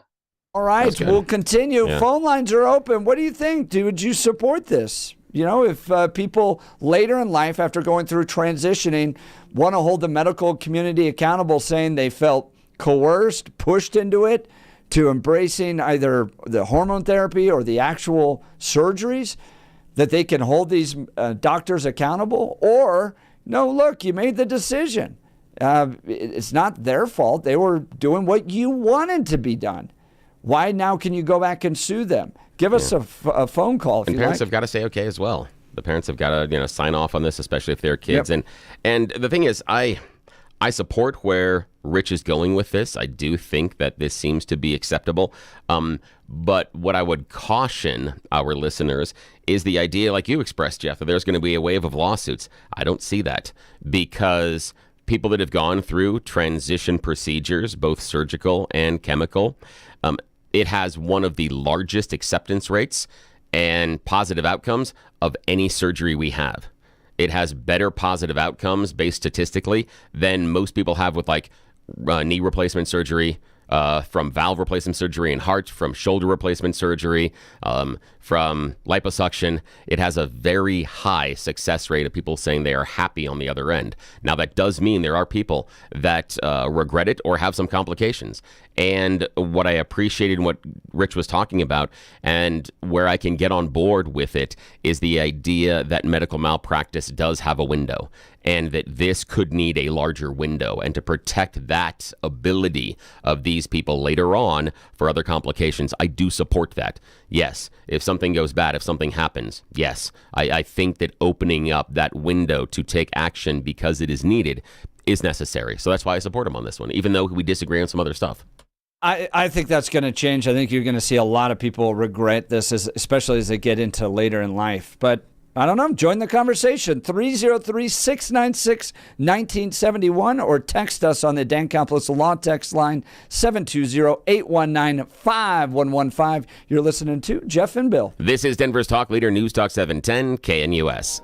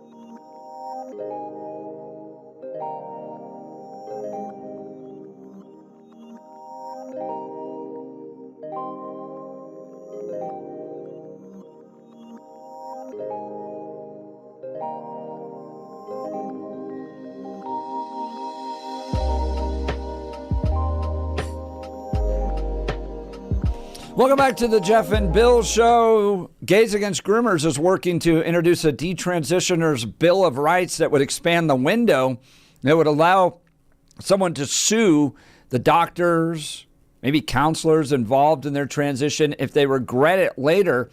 You think this is a good idea? Let's go to the phone lines. Doug and Frederick, Colorado. Good morning, Doug. What's your experience with this? Good morning. Morning, guys. Great topic. I kind of feel a kinship with Rich. I'm not gay, but I have a stepson that's transitioned. She transitioned in her mid-20s now. He, at 40, is fine with things, but I guess what I want to get is equal protection under the law and make sure that with everything going on, that trans people continue to get the help they need medically. I am completely against grooming children. I don't think people are ready till they're in their early 20s at the earliest. So, I'm kind of right in the middle there. I want trans to have the protections they need, but at the same time, I'm all for going what Rich is doing and going after them that groomed children at an early age, because that is so uncalled for. And I want to get your thoughts on that. How I can, Jesse, I'm sorry, he's going to Thailand, and I'm worried about his being there for a year teaching English. He's got a graduate's degree. Whether or not he's going to be able to get care overseas and how I would go about that, maybe I could call Rich on that. I don't know what to do with that. Yeah, I think in Thailand, getting the care might be a little bit easier. I'm not 100% certain on that one. We'll see if we can bring something to the air and take a look at it. Yeah. He did mention that it looked like it was easier. Yeah. And he has a friend that he went to college with over in England that is trans, and letting him know that it's easier there. So I know that especially the surgeries are much more available and the hormone therapies are much more open, in fact, throughout. And just tangentially, what I'm aware of is that in the Asian part of the world, in that area of the continent, that Thailand has been seen as a safe haven for the trans community because they're greater accepted and the medical care is of a better quality. I know there have been a number of people that have left, Korea, Japan, the Philippines, things like that, and have gone over and gotten into care inside of Thailand. So I think it's going to be positive. Now, I wanted to go back, and I agree with you, the idea of transitioning the kids when they're younger. Now, I'm not against acknowledging a kid as having a transgender, being transgendered at that age, but the medical care, I agree with you, is problematic because kids are doing so many changes and going through so much, and their body is changing so much at that time. And what I want to ask you, I can get with you on the restrictions, or at least more caution with medical care for kids under the age of 18 as far as transitioning. But where I'm going with this, and I'm not sure it's a fair question, the idea of acceptance in society. And what I'm going to ask is, do you think these kids would feel less pressure to take the hormones, to take on surgeries and explore that when they're under the age of 18 if our society accepted them as trans more than they do now, rather than referring to them as freaks or, people that have a mental problem or people that are doing things wrong? If they were accepted in their identity, do you think they would feel less pressure to go after the medical treatments? Well, that's a great question. I've got to say that because they're so ostracized in our society, and I don't know, if I didn't know Jesse, I'm conservative, but I'm a pretty open guy when it comes to social issues. Yeah. I think that, I'm against anybody transitioning under 18, even really under 21. But at the same time, I think that they would probably be more accepting if they felt as though, society in general would help them, accept them for who they are. If you don't mind, am I throwing a book in here I read about a gay couple? Yeah. Bruce Bowers, While Europe Slept, he and his Scandinavian partner moved from New York to initially Amsterdam and then up to Norway, where his partner was from. And he thought that he was going to be more accepted in Europe, and he found that was just all a front, and that it was worse in Europe. It was just a game they put on. And I noticed that with some trans people, especially, with personal experience in this. In the teaching profession, I think it's all a front, just like I think it's a front with the government. I think they're using trans people, and that's a shame. I think the trans people should be accepted, and I wholeheartedly accept them. And just the thing is that I think that they even hold it against them secretly, but act as though they care, because when you have someone that's got 8 years of college and is amazing at what they do, but has a difficult time, and then finds an open arms over in Thailand and welcoming, and you see the welcoming there. You see that it's just a frontier, and I think it's just a big game, and I think no one should be used that way. And so I find Doug, I agree with you. No one should be used, but I also believe the idea that you can change your gender is just a lie. And we're not compassionate to anybody if we live by lies. Yes, sir. And let me tell you, I agree with that, but at the same time, it's a mental health issue perhaps, but at the same time, we have to try to have some sort of common ground. I had an old philosophy teacher in college that said the truth usually lies in the middle, and I think that's really true here. We're not helping anyone by completely ostracizing them. But I agree with that. No, people shouldn't be bullied. People shouldn't be treated poorly. I think you should love folks, but I think the compassionate thing to do is to help them understand that their God-given gender is what is their true gender. Yeah, so what I'm hearing there is that the compassion idea here is to tell them you're wrong. You're wrong. Sure. Yeah. You're wrong. The way that you feel actually is wrong. By a lie? Yeah. Absolutely. I know, but you're determining the lie. You're not allowing them. I'm not determining the lie. You just did. They were born in a particular gender. You just determined it was a lie. No, I didn't determine it. No, you did. No, the people saying the doctor determines your gender is the one that is determining a gender. You're born either a boy or a girl. That's it. All right, we got to get to a break. Doug, I appreciate the call. You're listening to the Jeff and Bill Show. This is Denver's Talk Leader, News Talk 710 KNUS.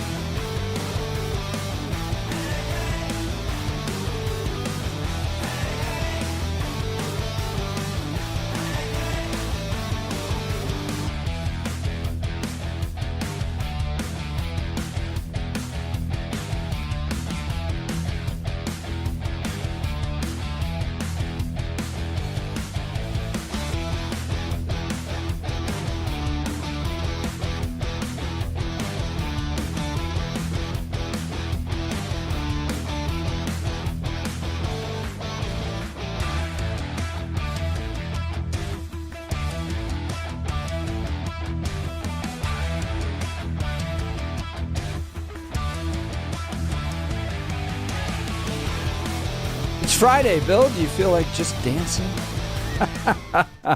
Intro music. Welcome back to the Jeff and Bill Show. In the 8 o'clock hour, Mandy Hart, she's the president of More Productions, is going to join us. Great short animation out about the 21 Egyptians that gave their lives, that were martyred, that were Christians. You remember that on the beach? Very powerful film. You're not going to want to miss this conversation. You're listening to the Jeff and Bill Show. This is Denver's Talk Leader News Talk 710 KNUS.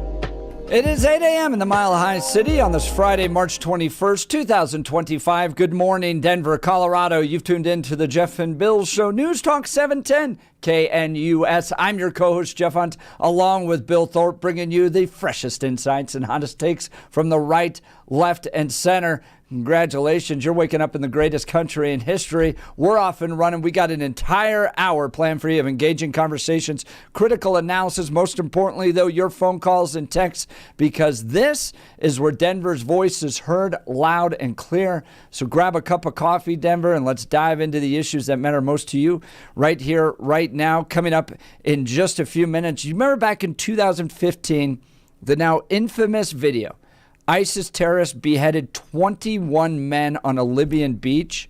The ISIS leader claimed they would turn the oceans red with the blood of executed infidels. Yet the brutal beheading highlighted the courage and unshakable faith of the martyred men, proving that a gentle faith can sometimes be stronger than religious fear-mongering. Terrorism cannot triumph over sacrificial love. Well, a great short film has been created about what happened to those guys. They talked to the family members. They even talked to some of the terrorists that were involved and got their perspective. Very powerful. It's called The 21 Film, and you can learn more about it at the21film.com. We're going to talk with the president of More Productions that put that project together. It's a good reminder of what it means to live sacrificially, to put it all out there for your faith. These folks did as martyrs and changed the world. You're not going to want to miss this conversation. We'll get to her in a second, but now it's time for Blake Olson. Blake Olson. Blake Olson, news and comment.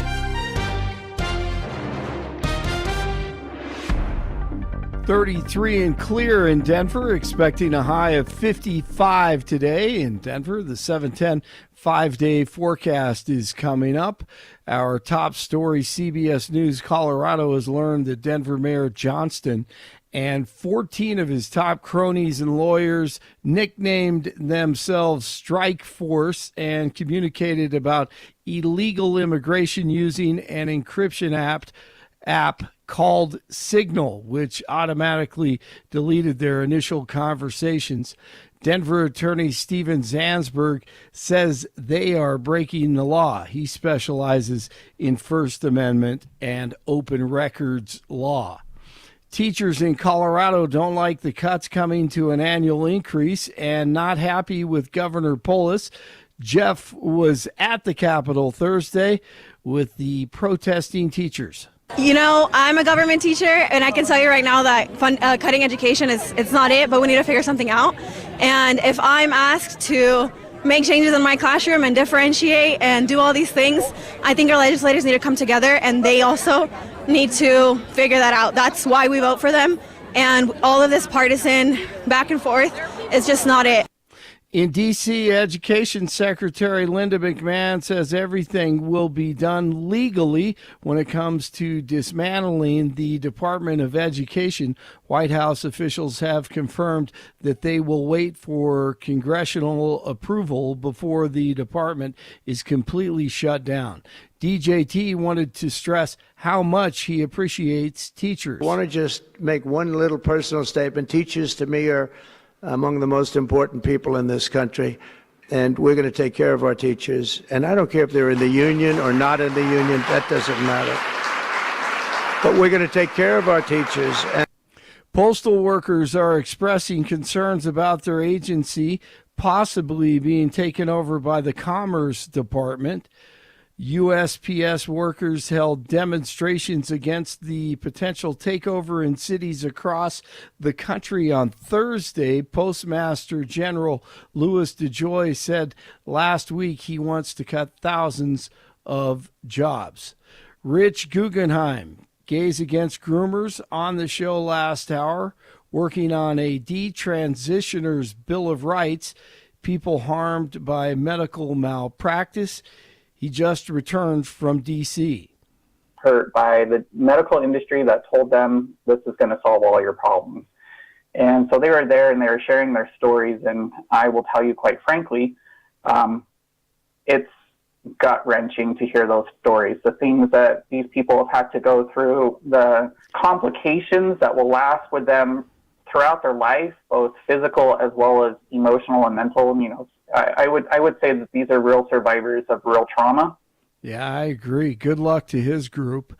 Mina Savard is a great athlete. She would have won the Division II national championship in the 400-meter hurdles, but a man dressed like a woman back in 2019, CC Telfor, won the race, and Savard, hey, she wants her title presented to her by the NCAA. It's not okay that NCAA is allowing this to even going on.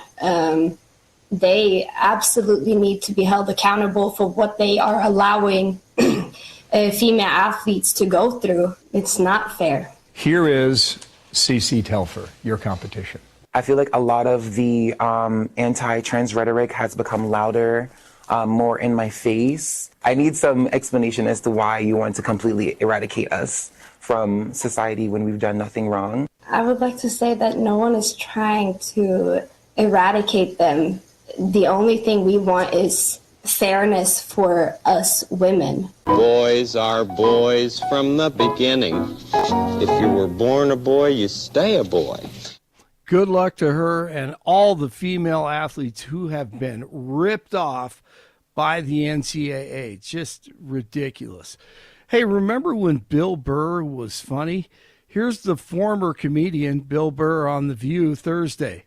What happened to him? I don't know. It's a weird time, but I just feel like someone needs to bring the boiling water down to a simmer, and everybody on both sides. Like if you watch CNN, Fox, you go online, or you listen to politicians, it's all, ah! Dude, you're on The View. And then you walk out on the street, and someone's like, hey, how you doing? You're like, good. So I don't think they're living in like a reality. But is there anybody getting your ire up these days more than usual? Oh, let me guess. Let me guess. If it's not DJT, let me see. Elon, maybe? Nerds. Yeah. The nerds that own the politician. All these tech nerds that want to build robots because they don't know how to talk to hot women. Yeah. They're gonna take over the world. They're going to take over. They are literally going to replace us. We're like beta right now, and they're coming out with like the VCR. And I think Elon has got the rockets going because they realize there's other Earths out there, and they're gonna trash this one. Wow, he crashed worse than one of Elon's rockets in the testing of one of those rockets. Wow.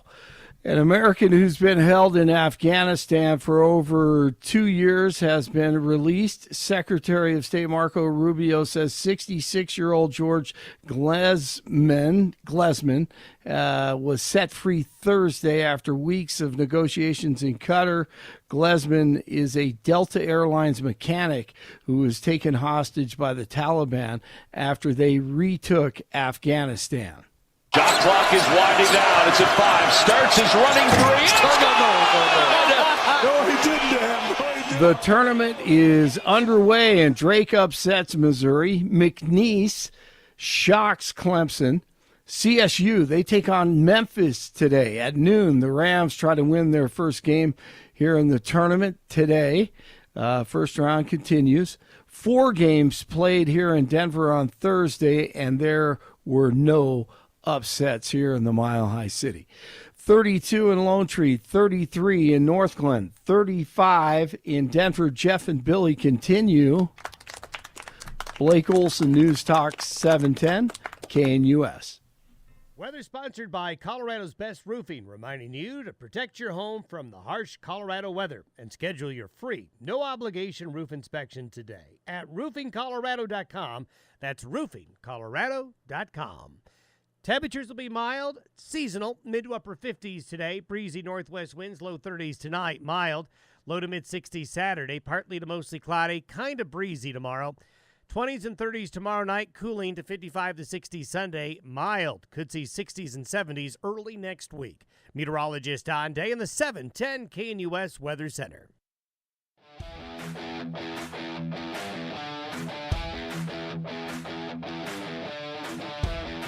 You remember back in 2015, the 21 Coptic Egyptian men that were beheaded by ISIS on the Libyan beach? Very powerful. We're going to get to that in a little bit. Mandy's not on yet? Okay.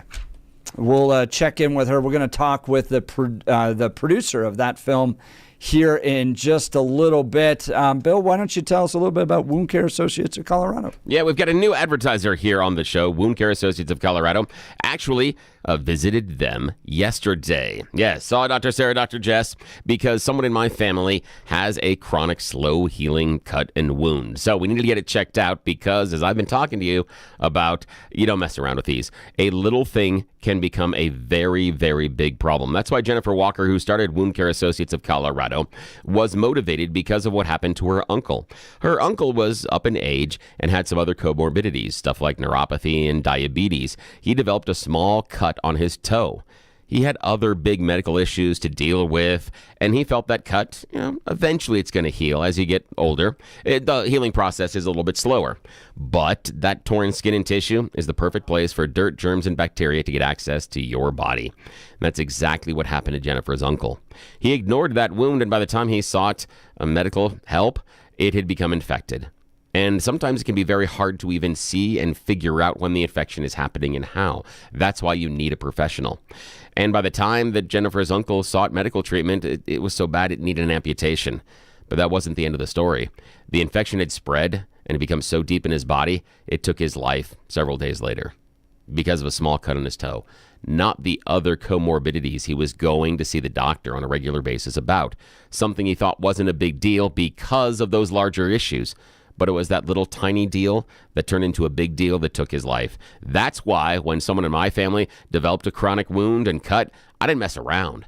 First thing I did is contact Wound Care Associates of Colorado at coloradowound.com. coloradowound.com. And this is why they are better than the rest of the wound care facilities out there. First of all, we're talking old school concierge style service.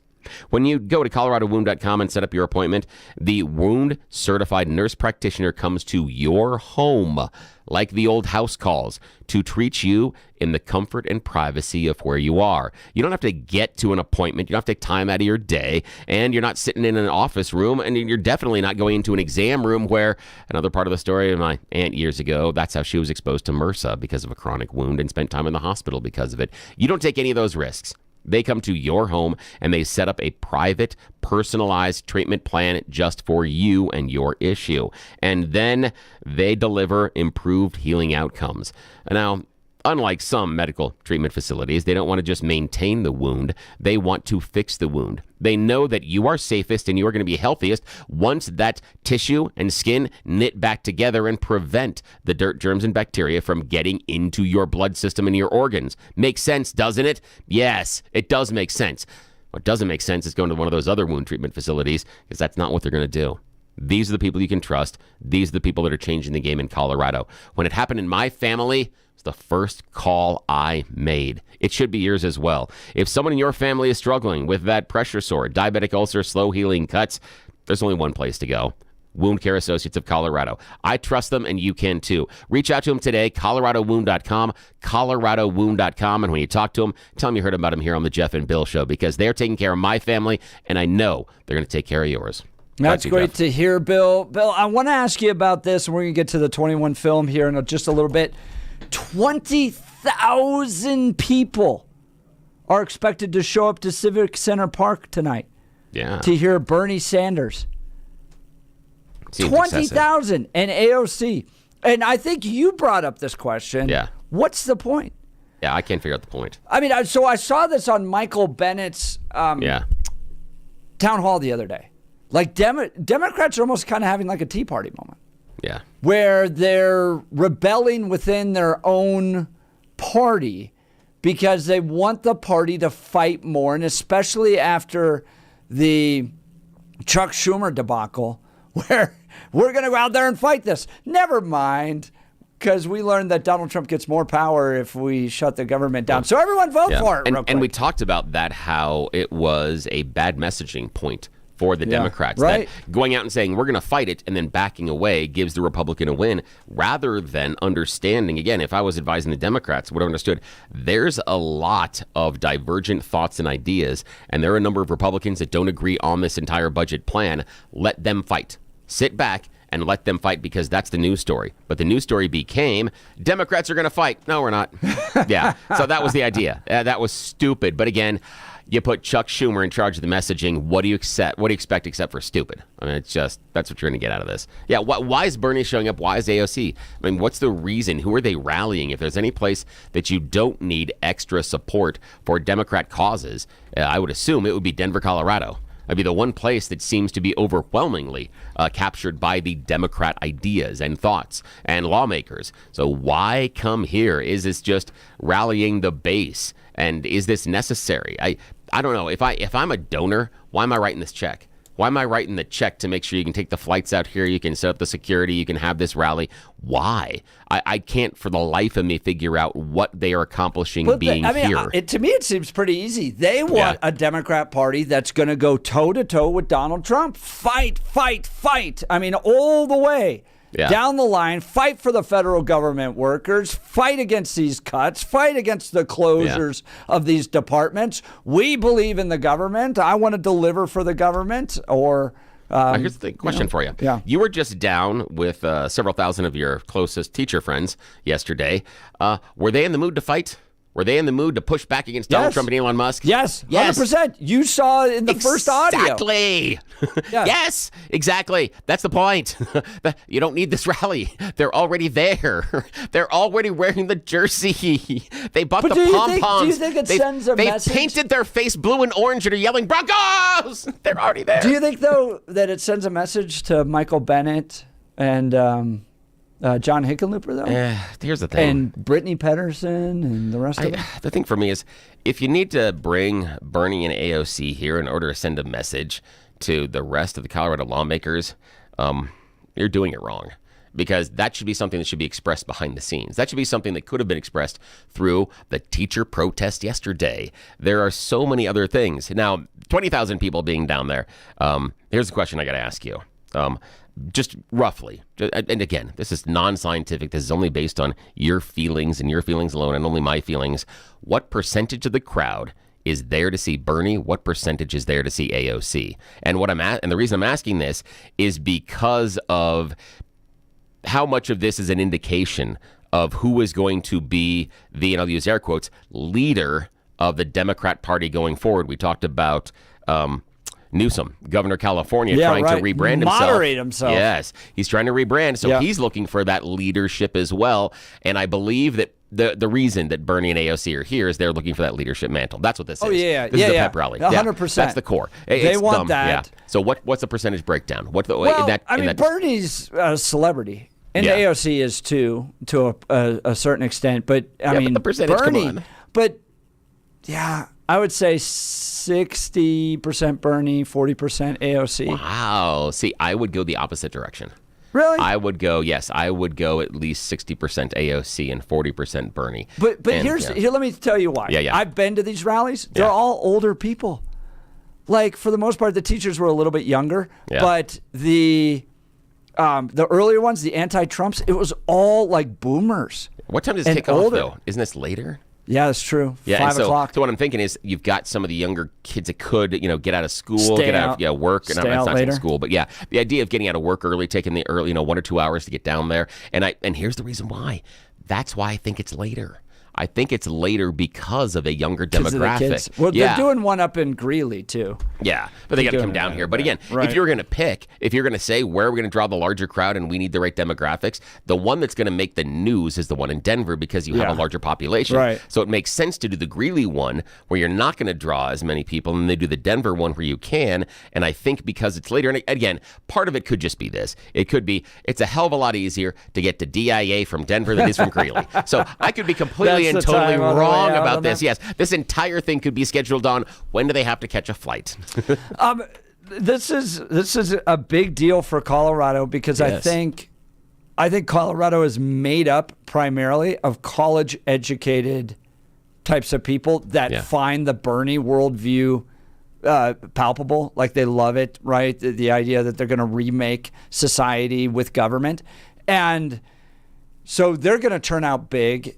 Colorado is doubling down on being a blue state. We're not even kind of a purple state anymore. We are. We're blue. Bernie Sanders, AOC. So this is This is going to be a big moment. All right, we'll continue. You're listening to The Jeff and Bill Show. This is Denver's Talk Leader, News Talk 710 KNUS.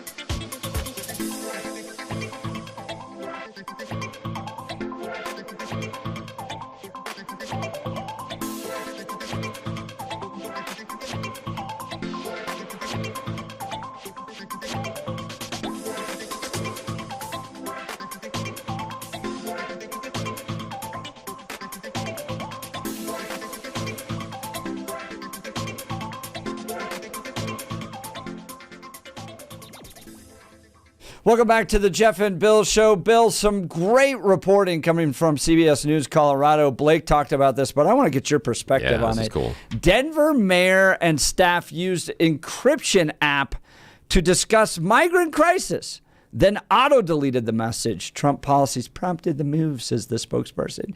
It's the big bad orange man that made me break the law. Denver Mayor Mike Johnston and 14 of his top advisors. Okay, 14 of his top advisors, appointees, and lawyers. Billy, oh no, open records law. Nicknamed themselves Strike Force. And communicated about the city's migrant crisis through an end-to-end encryption app, then deleted their initial conversations. It's called Signal. A spokesperson for Johnston said the Signal messages were prompted by President Trump and how his administration could have significant impacts on how Denver operates. Yeah, right. The use of such messaging apps by government officials has been controversial and viewed as a way to avoid public disclosure of government decision-makings. No kidding. In Michigan, after state police leaders were found in 2021 to be using Signal on state-issued phones, state lawmakers outlawed the use of the encrypted messaging on state phones. It's unlawful and it's breaking the law, says Steven Zansberg, a Denver attorney who specializes in First Amendment and open records laws, and reviewed some of the records obtained by CBS News Colorado. Jeff Roberts, director of the Colorado Freedom of Information Coalition, characterized what the CBS investigation found as an intentional effort to undermine Colorado's open records law. This is not transparent, said Roberts. According to Johnston's daily calendar, obtained through an opens records request on January 14th, 2025, he convened a, quote, Strike Force introduction, unquote, meeting. The following day, January 15th, text messages obtained by CBS News Colorado via an open records request showed Johnston's director of strategic initiatives, Joshua Posner, sent an identical text message to multiple people of the administration saying, we are going to use Signal to communicate with Strike Force so that communication remains encrypted and secure and messages auto-delete. He sent the staff member a link to download Signal. Once that was done, I can add you to the group. The mayor's spokesperson, Jordan Fuja, said the Strike Force Signal group is still in use when there are relevant updates that impact Denver. She declined to make the mayor or anyone else available for an interview on Signal messaging. In a written statement, Fuja said the move to Signal was because when President Trump took office in January, it was clear that there would be rapidly developing changes to the way the federal government would interact with cities that could use significant impacts or that could have significant impacts on how Denver operates. The particular group was started in January for internal staff to easily track of and share information regarding federal action. Yeah, and then they did it in a way that allows them to talk and then have it deleted. Unbelievable. Bill, your thoughts on this? Yeah, this is, okay, I'm going to be shockingly consistent. They're going to surprise much of the audience here. Just like my argument against Tina Peters and talking about when Sharona Bishop was on here and she was saying that what Tina did was completely and totally legal and she was authorized to do this and this is something that she was doing as part of her job and she was doing an investigation and blah, blah, blah, blah, blah, blah, blah, all the other crap. The big question is, if Tina, Sharona, the rest of the crowd thought that what they were doing was above board, then why did you try to hide it? Why did you take pains to make sure there was no record and nobody else could see it? I have the same exact question here.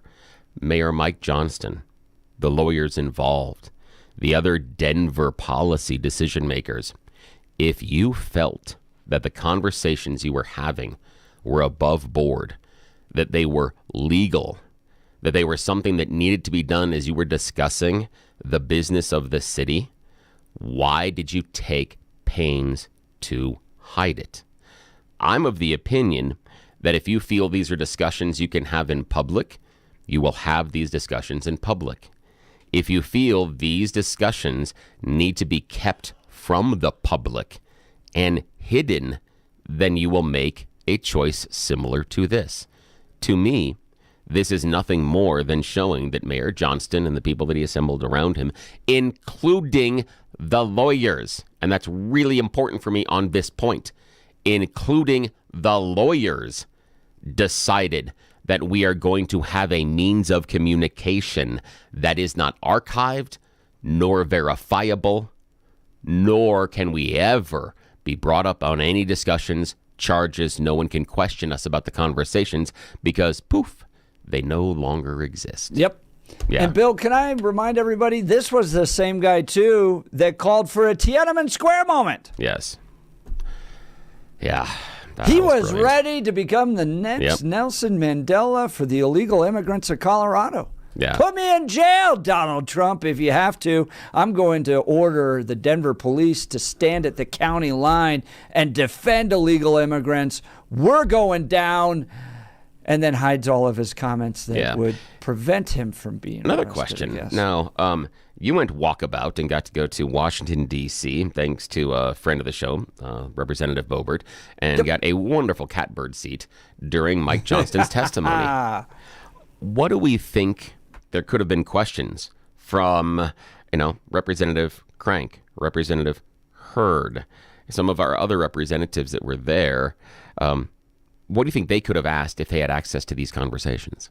That's part of it, is we don't have the information on how they were making these decisions with public funds and money and decisions that will impact the voters.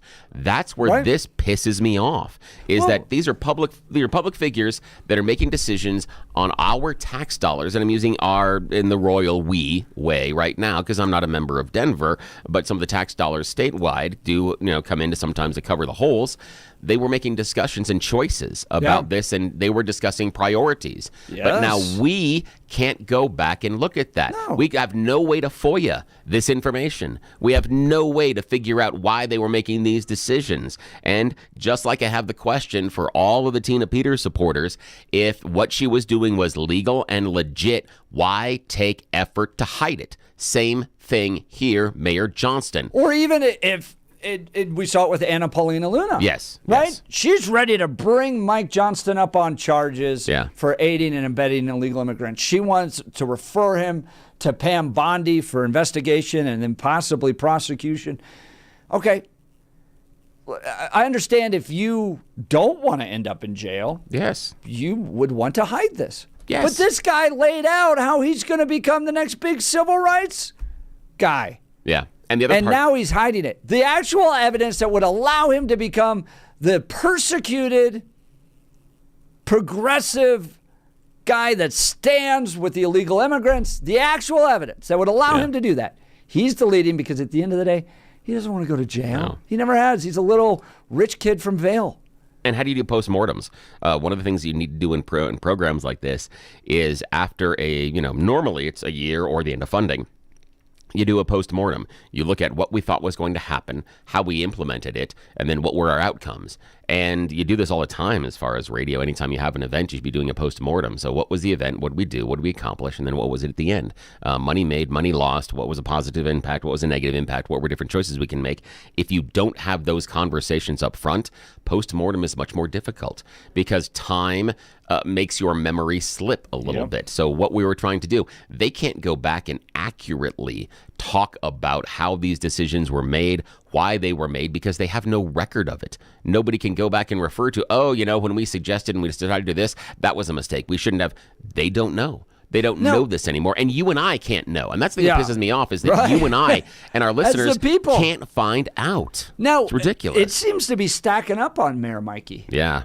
And maybe I haven't been in this business, the actual radio business of paying attention to everybody's faults every single day, right? Yeah. It's fun. Let me tell you. But I got to ask you this. Is this different than Hancock? Or is it starting to snowball to the point where, maybe Mayor Mikey's a one-term mayor because you have the 16th Street mall debacle. They can't get that thing turned around. They're spending $2 million, and then there's a bomb threat the next day. They voted to spend $2 million to try to raise the profile and the appeal of the 16th Street Mall, and then the following weekend they have bomb threats. You got the homeless hotels. You can't track where the money's going. You got the millions of dollars going to illegal immigrants. You got all the school problems. You got stabbings taking place out there. It's the city of Denver. You got 400 restaurants that closed. Restaurants begging Mayor Mike to not create any more problems, and then he implements the 20% surcharge, or wants to implement a 20% surcharge downtown on all restaurant bills. I mean, it just seems like it is stacking up right now to the point where I don't know why people want this guy around anymore. What is he actually delivering for the people of Colorado? I don't know. Bill, is this stacking up against Mayor Mike worse than other politicians in the past? A little bit of yes and a little bit of no. Because here's the problem. It does look bad that there are a series of bad decisions. The bad decision about spending all the money on the homeless and the immigrants and saying we don't necessarily have any positive, things we can point to on the other end. If I'm building a case against the mayor, I'm going to be looking at things like the number of people you were transitioning into work. Because that's one of the key things with our friends at Step Denver. The transition coming out of addiction into being a beneficial member of society and getting you to work. Now, again, we can look at homeless and we can look at immigrants, but that transition into work, I believe, regardless of which population you're talking about, is important. That should be the end goal. The end goal for migrants, legal or illegal, and the end goal of those that are homeless, the end goal should be job, employment, and that's what they do at Step Denver. And so Mayor Johnston had a real problem with that. He's had a huge problem with what's going on with 16th Street Mall. It is an enormous embarrassment that you are going to celebrate an anniversary and the mall's not completed, even though it should have been. That, if you want to celebrate it, one of the celebrations should have been, look, it's completed ahead of time. We did this ahead of time to make sure everybody can celebrate the new mall. Nope, sorry, can't do that one. And now we see that he is trying to keep communications away from his voters. Here's the problem. Denver. I can't for the life of me figure how a Republican gets elected in Denver in the next decade. And so I think that as bad as Mayor Johnston messes up because he is a Democrat, I don't think another Democrat can primary him. And I think because of the electoral makeup of Denver, at the core, it won't matter.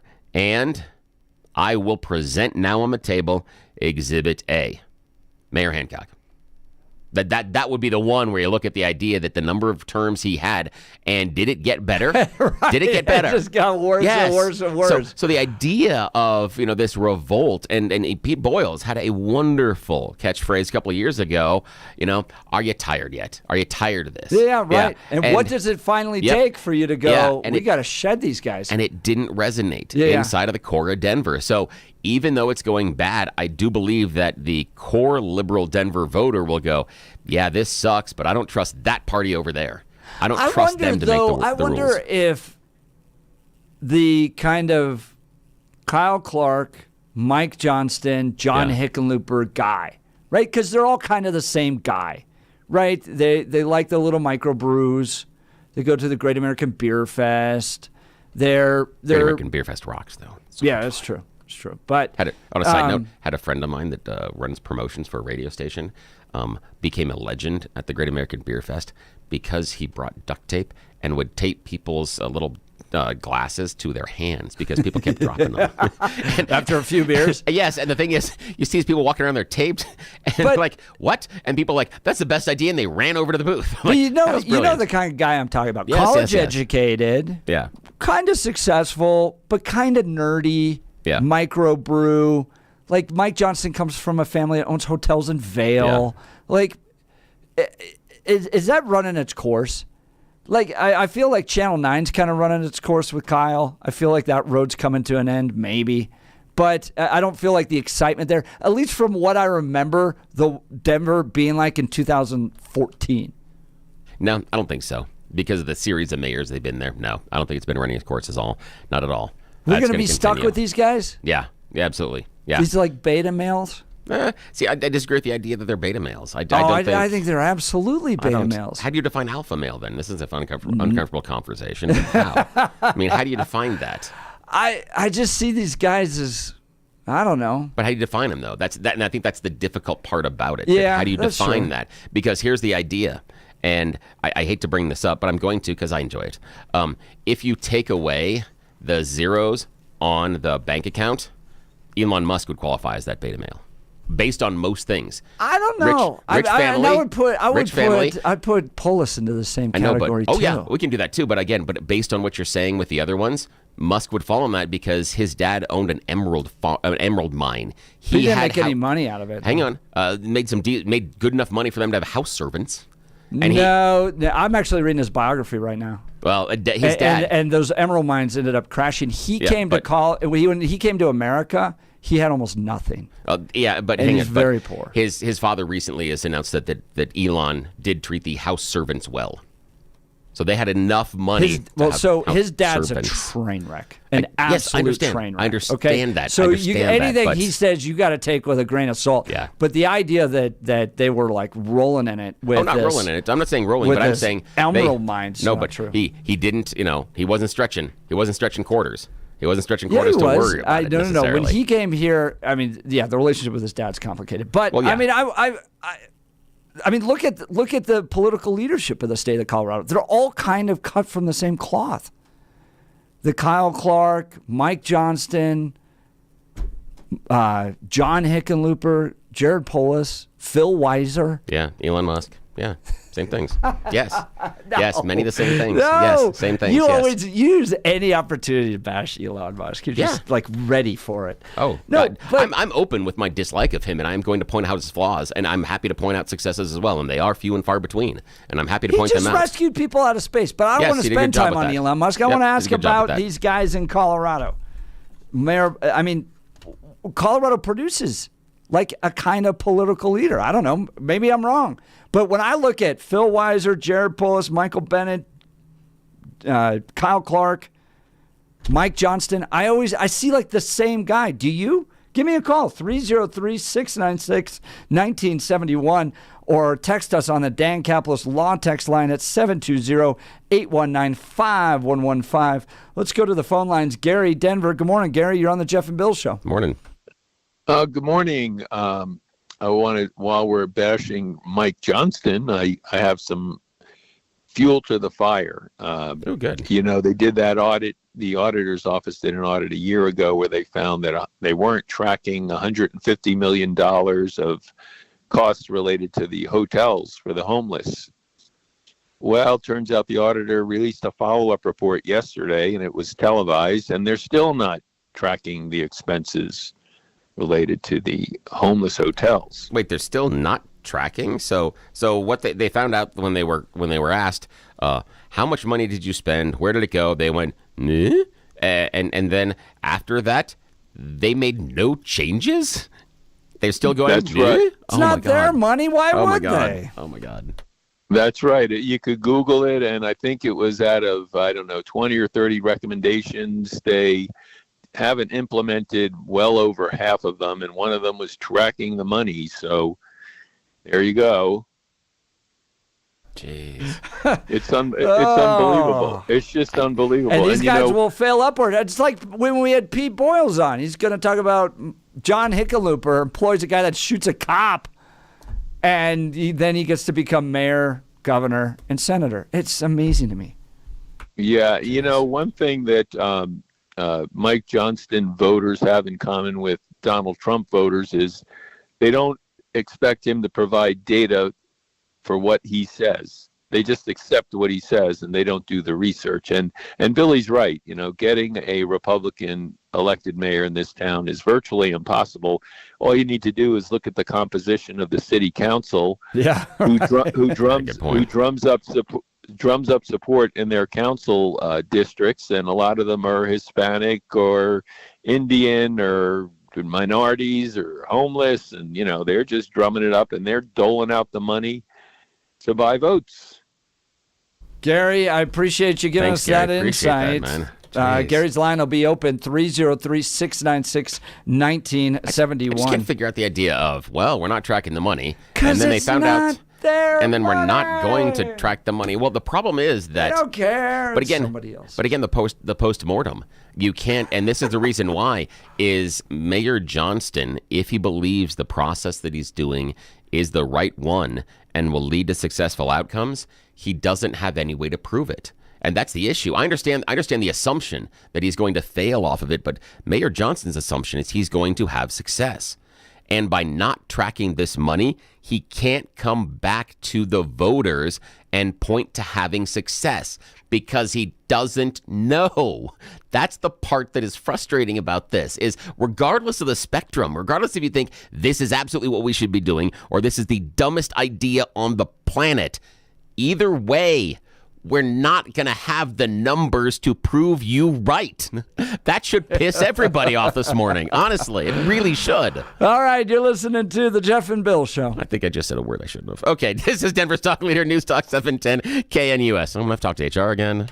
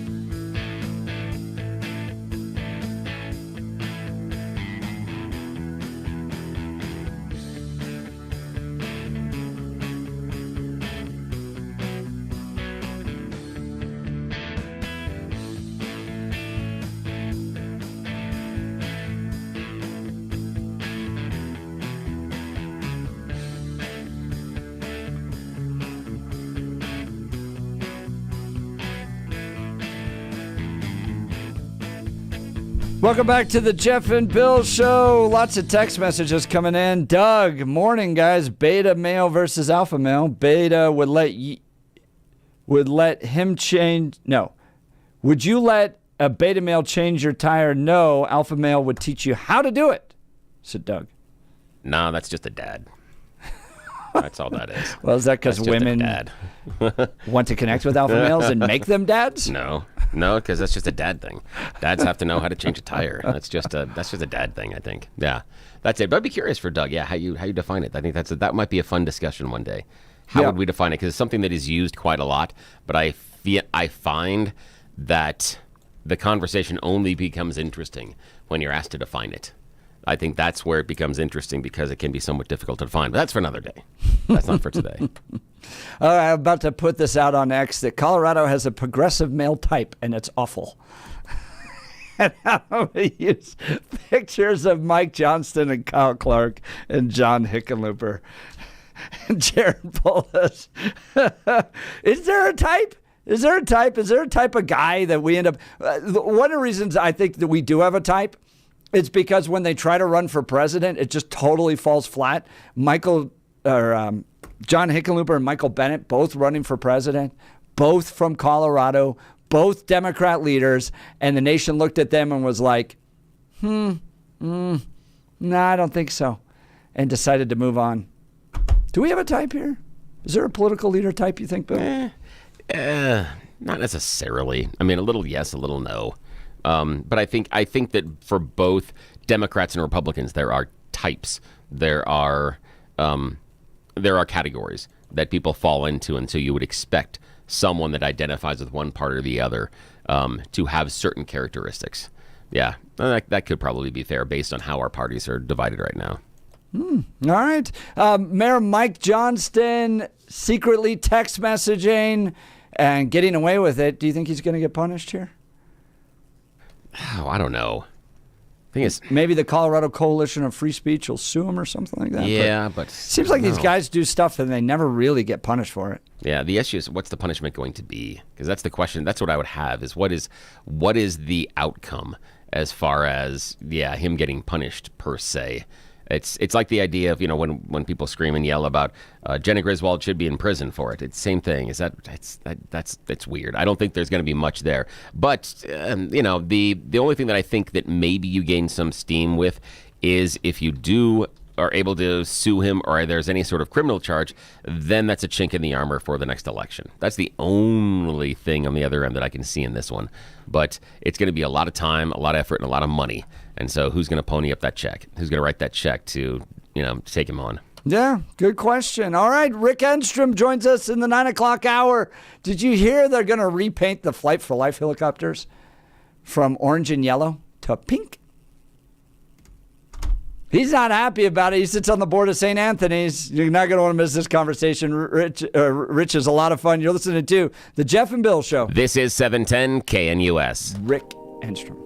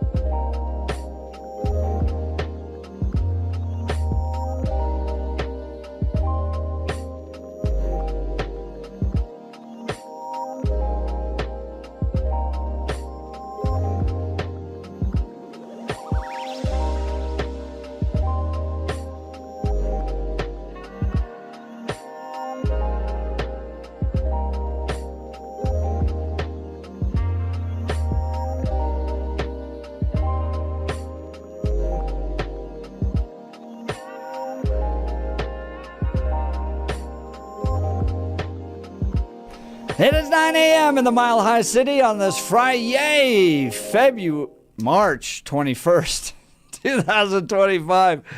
Oh, I've spent too much time at protests. I'm losing it. You're listening to the Jeff and Bill Show. I'm your co-host, Jeff Hunt, along with Bill Thorpe, bringing you the freshest insights, hottest takes from the right, left, and center. And speaking of that, I'll be down with the 20,000 people coming out to see Bernie Sanders and AOC today. We'll be covering that. If you want to come by and say hi, please do. We'd love to talk to you, especially if you're progressive, about your worldview, about the policies, about your thoughts on Trump and Chuck Schumer and the Democrat Party, all that stuff. Free reign.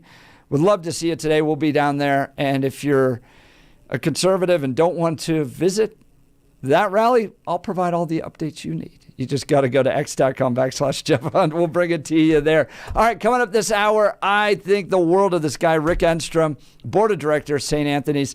Boy, is he hot over this report. Flight for Life helicopters are changing their colors from the iconic orange and yellow that you might see out there to pink and purple, all because they've been acquired by Common Spirit Health. This will be interesting. He is not happy about that. Do you have any thoughts on this? Would love to hear from you as well. Phone lines are open, 303-696-1971, or text us on the Dan Caplis Law text line, 720-819-5115. And then a little bit later in the show, we'll get into some cowboy poetry with Jeff Hildebrandt. But now it's time for Blake Olson. Blake Olson. Blake Olson, news and comment.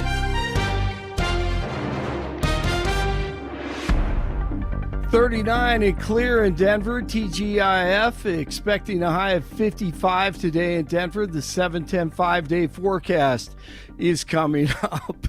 Our top story, it just happened in New York City on the subway. We got this white lady on the subway, and there's a young man, proud American, in his MAGA hat, and he's definitely not white. I mean, he looks like he may have family, maybe from the Middle East, maybe Asia, I don't know. But she starts yelling at him, calling him a racist on the subway. Okay, look at it. He's a racist. How can I be racist? He's a racist. If you fucking voted for Trump, you're a racist. So there's a bunch of black guys in the subway, and they're saying that's why he won, because of people like you. So then she takes off after him, tries to get the hat, and he kind of plays with her and runs out of the subway. You got to see it on X. She chases after him, trying to get the MAGA hat, and falls on her face. But the New Yorkers on the subway say, hey, listen, lady, this is why Trump won, because of people like you. And they say, leave him alone. So if you have a chance, check that out on X. It is great stuff. I think it's going to be all over the place today. Elon is at the Pentagon this morning. He may receive a briefing on the U.S. military's plan for a potential war with China. The New York Times says he'll be given access to top military secrets, greatly expanding his role as an advisor to DJT, who said it's fake news and claimed that China will not even be mentioned. Tesla owners expressing concerns over discovering an online map that shows their home addresses, and they use a Molotov cocktail as a cursor. The map also encourages vandalizing Tesla vehicles with spray paint. The man accused of destructing or trying to ruin the Tesla dealership in Loveland last month is now facing federal charges. The suspect, identified as Lucy Grace Nelson, who's clearly a man. Oh, hell no. Well, he tried to light the vehicles on fire with those Molotov cocktails and was later found in possession of materials used to produce more incendiary weapons. Nelson is one of 3 people facing federal charges for vandalism at Tesla properties around the country. Sick people. Despite the terrorism, Elon rising above it. If you read the news, it feels like, Armageddon. So it's like, I can't walk past the TV without seeing a Tesla on fire. Like, what's going on?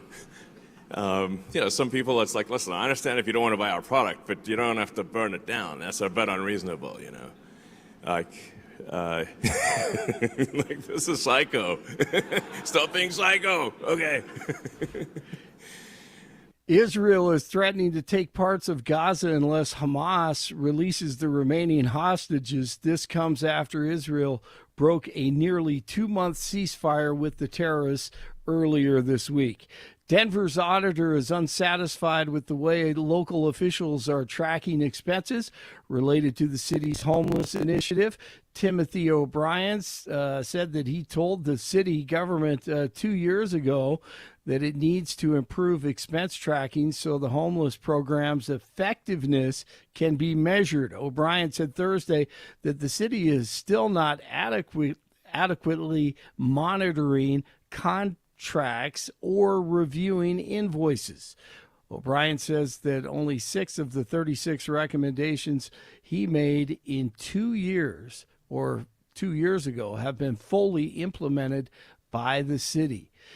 Colorado Parks and Wildlife say that the state's collared gray wolves, one of the state's collared gray wolves, was reported dead in Wyoming. I love on March it. 6th. You like this one? So the wolf was translocated to Colorado from British Columbia, and then it gets to Wyoming, right? Open borders. Open borders. Found its way up to Wyoming. Pow, pow. No consequences either. That's true. Let's just lay a little steak and kibbles and bits for those wolves all the way up there. Do you remember the dude that walked the wolf through the bar? Yes, absolutely. Oh, wow. They are different in Wyoming, man. Heck yeah, man. Love it. Love it. They're great. CPW said the animal's death occurred while federal officials were conducting livestock depredation mitigation as a response to livestock losses in Wyoming. Hey, Jeff hit the streets Thursday to talk to the protesting teachers angry at Governor Polis. I just kind of feel like, he's going with the current movement of what seems like to be sweeping the nation. I know one of my colleagues who's been in a lot of meetings and rallies or meetings with him has said there's a term now that's called "we've been JP'd," meaning that he's turncoated on us and kind of stabbed us in the back as educators. I was just talking to a guy that feels betrayed by Polis. Is that how you feel too? Yeah, I mean, him getting mad at teachers for taking the day off to stand up for what is right instead of questioning his choices is ridiculous. And here he comes. Jeff will be at the AOC Bernie rally in Denver today. Wahoo! Shot clock is winding down. It's at 5. Starts his running 3. No, he didn't. Hey, Drake upsets Missouri. McNeese shocks Clemson. And CSU takes on Memphis today at noon in the first round of the NCAA tournament. 2 games tomorrow in Lodo in the tournament here in Denver at Ball Arena. Let's see. We have 36 in Parker, 37 in Broomfield, and 39 in Denver. Jeff and Billy continue. Here we come.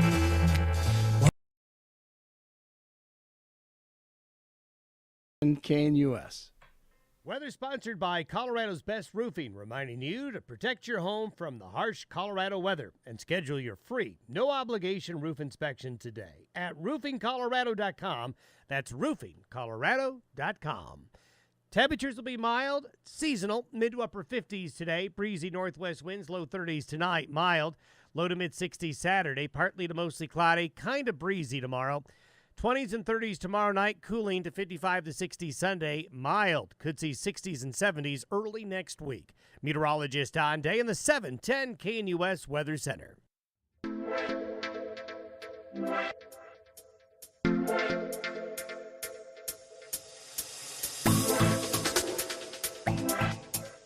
All right, Bill, you and I both know the type, the corporate type, right? That comes in and has this great idea because I'm a corporate vice president. And we're going to align everything with our brand to enhance our recognition, strengthen our visual presence, and ensure that we can continue to communicate the exceptional quality of our brand. That is Common Spirit. And Common Spirit is taking the helicopters that they now own and the iconic orange and yellow Flight for Life helicopters and painting them pink. Yep. For generations in Colorado, the sight of the iconic orange Flight for Life helicopter overhead has meant that those inside had a better chance at life, 9 News is reporting. The color of the Flight for Life helicopters is now changing in Colorado, and the Rocky Mountain region, a Chicago-based healthcare company, Common Spirit, has said it will be changing the colors of its helicopters, ambulances, and fixed-wing aircraft to pink. Well, I adore this guy. He's been in a battle for his life, and he's back. Rick Enstrom serves on the board of directors of St. Anthony Hospital. Rick, you're not happy about this. Thanks for joining the Jeff and Bill Show. Yeah, thank you. Good morning, gentlemen. Well, this will prove to be the marketing blunder of the century in healthcare. I can't believe that they're even attempting this, but where there's a corporate will, there's a corporate way. It was discussed by the previous CEO.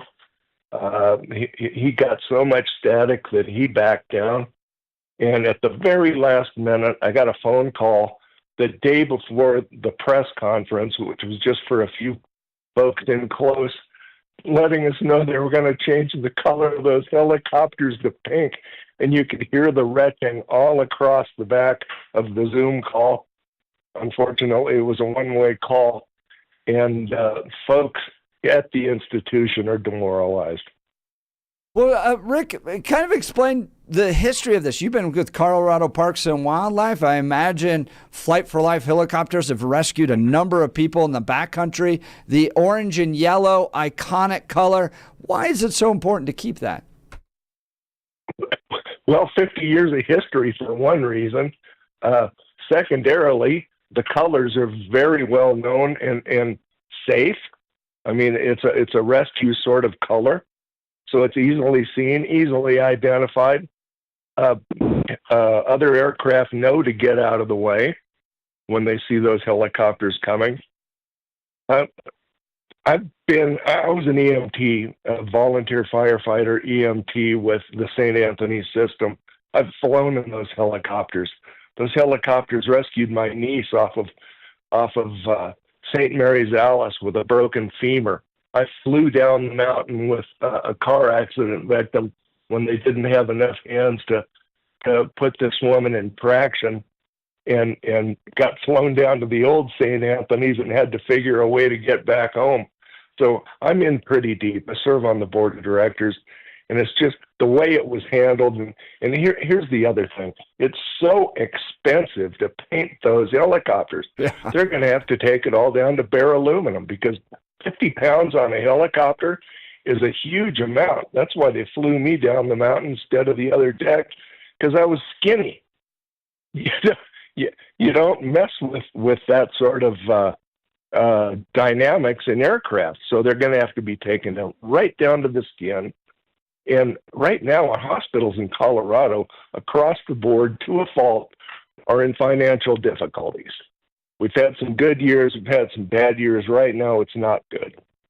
And if that's a priority for this healthcare system, to spend a couple of $1 million to repaint 6 helicopters, some ambulances, and a jet, when we have all of these needs and all of this growth that's occurring in Colorado, is a travesty. Talking with Rick Enstrom, best candy in Colorado, also board of directors for St. Anthony. 9 News reporting that the Flight for Life helicopters replacing their iconic orange color. Did you say that this is going to cost $6 million? I did not see that. No, it'll be $2 million. $2 million? But how much did they pay the little goof that went on Facebook and got that pink to purple sort of message board in the back? Because that's exactly what it looks like. And they probably paid that outfit $1 million just to tell them to change the color to pink. Well, I mean, it just reeks. It reeks. And any of us have worked in corporate world know this, okay? This is their statement. This alignment with our Common Spirit Health brand will enhance our recognition, strengthen our visual presence, and ensure that we continue to communicate the exceptional quality of care that Flight for Life provides. You know, it was a corporate hack in Chicago that just said, well, we own these things. They ain't our color. They got to be our color to align with our enhanced and strengthen our visual presence and align our brand recognition. Oh my goodness! It just reeks of that stuff. They force feed it to the market president. The market president then has to force feed it to the CEOs of the hospital. The CEOs of the hospitals have to force feed it on down the food chain, and everybody is just in an uproar. I work for free, Jeff and Bill. I do this out of the goodness of my heart. I'm a major donor. I've been associated with this outfit for 7 years, and I'm just outraged. Better keep your finger on the button because I'm liable to cork one off. Now, Rick Enstrom, have you heard anything from pilots, from nurses, doctors that work with Flight for Life with regards to this change, repainting the helicopters to pink? I'm not going to say who I've spoken with because it's those guys are employed and I work for free. I'm probably not going to be working there any longer. And I wish they are upset. There were a few of them and a victim from the helicopter that were on your friend Kyle Clark's show last night talking about this and how it's just demoralizing and unconscionable. And these are people that are right up close. One's was married to a pilot. One was a staff in a helicopter that crashed and was severely burned. His name's Dave. Wonderful gentleman. Been through a lot. And this is more than just a helicopter color. It's an institution. And firefighters and EMTs all work very closely together. And I think they gored the wrong ox. But we'll see what happens. Now, I hope they don't go through with it. I mean, Rick Enstrom, you sit on the board of St. Anthony's, great family legacy here in Colorado, wonderful candies, the best ones Colorado has. I'm retired, by the way. Rick's retired, so don't call the company if you're not happy about this, please. You're saying we're not corking off. You're saying we're not getting any free candy? No, that's the end of the interview. I'm sorry. That's everything. No, we can still. I'm telling you, okay. On that point, magically, Bill, the connection has been restored here. On that point, every speaker at a Western Conservative Summit got a little gift basket from us, included Enstrom candies, and it was the reason we had a number of people come back to speak. They loved it. I'm going to share a moment with the listeners here. It feels like Jeff is just teasing all of us that we didn't get the candy. Just saying. Just teasing. No, my son's in the business too, and a couple of nephews that we've changed generations recently, and I got a guy. Yeah, I got to tell you, I mean, just on a side note, Enstrom's candy is that is the best. That's one of those things that for years that was the go-to gift with my parents. It's the go-to candy gift in my family. Yeah, Enstrom's does it right. But a side note here, this is what I want to ask. Rick Enstrom, who's joining us right now on the Jeff and Bill Show, when we talk about the changing of the Flight for Life helicopters. I don't know how often you listen to the show here, Rick, but I am the problem child in the Salem radio media family. And so I'm going to live up to my name and play a little bit of devil's advocate here. I'm going to go with the argument of this company wrote the check. They're taking over the services. Why can't they paint their helicopters, their planes, whatever darn color they want? Why not? Wrong mundo. Good. Why? Well, because we already owned them. They already belong to the St. Anthony system. They haven't bought anything. Those are our helicopters, and they inherited them when we had the market change. We had a divorce with Advent Health, which created Centura. Centura then divorced themselves from Advent Hospital and consolidated under the Common Spirit brand. And so they just inherited those helicopters in that trade. And you know who buys those helicopters? Donors. Donors buy those helicopters. We have a Flight for Life golf tournament out at the Sanctuary that the Lanigers are so kind to sponsor. We raise $500,000 to $750,000 a year, and have a historic St. Anthony's donor base that donates to that hospital and to that flight service precisely because they saved somebody's life that they know and love, and they want to put back. That's where that money comes from. They haven't put a nickel into that deal. That thing's self-sufficient. And the hospital doesn't charge very much for a helicopter ride because it's covered. So you're saying that if Jeff and I raise enough money, we could put our faces on the helicopter? I'm being silly. I'm being facetious, but it's also an idea. It's got a lot of zeros in it, but maybe. Okay, good. Now, you'll be on the left side, and Jeff will be on the yes, right. exactly. You are the best. That is the line of the week, my friend. That is the line of the week. Nicely done. High five. That is fantastic. Now, Rick Enstrom, Board of Directors, St. Anthony, is talking about the fact that there's this effort to repaint all the Flight for Life helicopters to pink and purple. Why? And you mentioned that it's well known that it's an orange and yellow helicopter, so other aircraft get out of the way. They recognize it. They want to provide that direct line of path because they know this isn't someone just taking a sightseeing tour. This is a critical life-saving operation at that moment. So now it's going to create confusion up there. Talk about why this is problematic for other aircraft and for the safety of those pilots. Well, everybody wants to be in that business because of getting patients into those hospitals is a first line deal. And St. Anthony's the level 1 trauma center. We're one of the only ones, very few in the country, that can staff at that level to be able to handle these kinds of cases, any kind of a case that can come to them from anywhere, 24/7, 365. It's a huge staffing deal. So everybody wants to be in the business because that's the entry level into the hospital. There are already helicopters of so many goofy colors. There's pink ones, green ones, blue and green ones, other pink and white ones.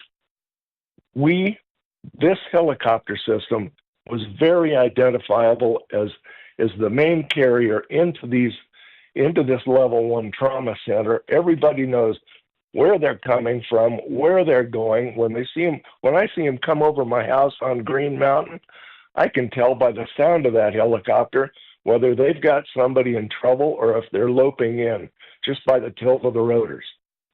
And no, I'm not going to cuss. I don't get it. And Peter Banco, the last guy that was the CEO, he went to Notre Dame. He was pushing to have it be the Notre Dame colors, for God's sake.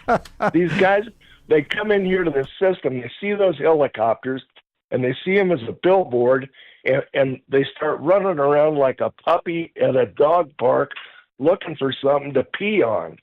And this just happens to be the helicopters they want to mark. And it's unconscionable. Well, we're talking with Rick Enstrom, Board of Directors, St. Anthony, on the implications of changing the helicopter colors from their traditional 50-year orange and yellow to pink and purple because they were inherited by this corporation out of Chicago, and they want all the brands to look alike. But there's going to be some ramifications on this. Rick, are you aware of anything that somebody could do to send a message? No, I'm not going to. We don't want to be retaliatory. This is a life-saving business. I wish him the best. I'm probably not going to be on this board much longer, as you can guess. But I gave him 7 good years and tried to do my part. And I don't want this to result in people not donating to Flight for Life or the St. Anthony Hospital system. That's job one. Still the best folks in town, still the best hospital in town, still the level 1 trauma center in town. And we got to keep it going. But I worry about the culture of the institution and what it's going to do for morale. Rick Enstrom fighting hard to protect that great legacy of those Flight for Life helicopters being orange and yellow, recognizable, protecting their safety, protecting those pilots and nurses and doctors that work there. Rick, thanks for taking time to join the Jeff and Bill Show. Yes, You sound great and strong. So glad you're getting that strength back, brother. Get you tuned up. See you soon. All right, see you. Rick Enstrom, Board of Directors at St. Anthony. All right, speaking of another great guy, I want to talk to you about Mitch Flory and the art of granite. Are you tired of outdated kitchens or bathrooms? Dream of sleek granite, luxurious marble, or the modern look of quartz. At the Art of Granite, they believe your home is a canvas. Owner and master craftsman Mitch Floria personally collaborates with each client, ensuring every detail is perfectly executed. From small vanities to complete kitchen overhauls, they do it all. And the best part, Mitch cuts out the middleman. He sources premium granite, marble, and quartz directly from the Denver West warehouse, offering you wholesale prices. And right now, an incredible offer exclusively for KNUS listeners. Mention KNUS, get a free bathroom countertop with new kitchen countertops. What a deal. Or choose a free kitchen or bathroom sink with any countertop package. All you have to do is mention KNUS. So don't wait. Transform your home into the oasis you deserve. Schedule your free consultation with Mitch today. Visit their stunning showroom in Denver West or at theartofgranite.com. That's theartofgranite.com. Mention KNUS for those exclusive savings. All right, we'll continue with your phone calls and texts. You're listening to The Jeff and Bill Show. This is Denver's Talk Leader, News Talk 710 KNUS.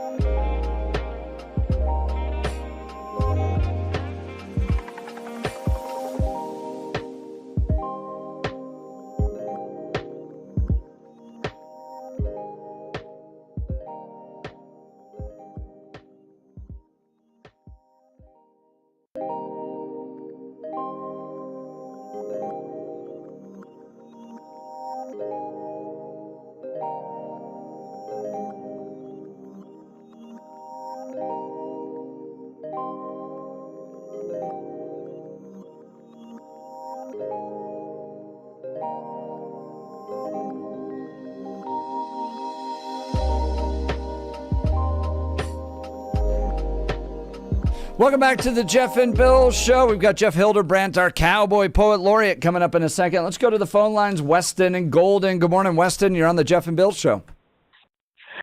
Jeff, how are you? Bill, how are you, sir? Doing good. How are you? Doing great. I was just calling. I'm on my way up to Greeley to join Lori Sane for the Stand with Trump rally protesting AOC and Bernie Sanders. And I was wondering if you guys had talked at all about that, and was wondering if we'd see you downtown later, Jeff. I haven't heard anything about the Standing with Trump rally. Is this the counter protest or the counter rally to Bernie Sanders and AOC? Yes, and we have two going on today. One up in Greeley at 11:30. Then the other one is in downtown Denver Civic Center Park at 3:30. And we're going to stand and protest Bernie and AOC coming to town to trash the president and the GOP. And hopefully we can get them to pay a little bit of attention to us and make them see that Colorado is not as blue as they seem to think it is. All right. Well, I'll be down there and interviewing some of the attendees, so I'll look for you guys. But thanks for giving folks an update on that, Weston, Eimer, Golden. Weston, just real quick again, times and locations.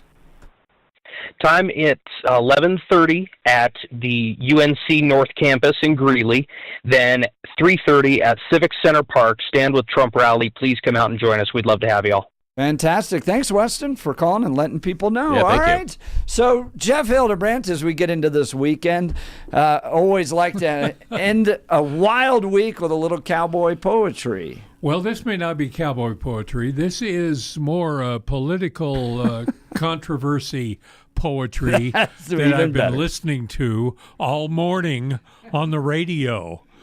Does Colorado have a type of public politician? Or is it something in the water, or climatic change conditions? Or is it something sinister, some secret demo lab creating all those think-alikes who are targets for your jabs? No matter, do not worry when you see them on the news. They're only local versions spouting AI-scripted views. I love it. Well done. And he does that on the fly as Billy and I are debating whether or not there's I actually a did progressive that on the male computer. type here in Colorado. I tried doing it on the fly, but... Did you use AI? Just throw it in? Jeff and Bill talking about this? Jeff and Bill, and it came out all brown. So... I always wanted to be like Ronald Reagan and write love letters to my wife. You know how Ron and Nancy did that regularly, right? Yeah. So there's nothing inside of me that just can do that well. I love my wife. I just can't put it out onto paper. And so I used ChatGPT one time and I said, can you put together a little love message for my wife? And I sent it to her and she immediately shot back, who wrote that? Because it's not the man I married. Oh, yeah. It's like, yeah, I remember your AI poems a few weeks back. Yeah, that was great. I could stay home. Okay. I am always surprised at the things I see on the calendars when I look at the calendars. Things pop up that it's more than just the day. Okay, it's the first day of spring. Oh, well, okay, I expect that. But I didn't expect this. We saw Alien Abduction Day earlier this week, and to celebrate that special day, ICE is playing hide and seek. In Aurora, ICE lost power in a detention facility, allowing two abducted aliens to simply walk out free. Some worry this is serious. I tend to think it's not. I think it's just ICE training on how aliens are caught. Of course, another aspect of Alien Abduction Day was a plane full of those aliens who were sent along their way, despite a judge's order to turn the plane around. The press says, "Judge, don't worry, they're back home, safe and sound." I love it.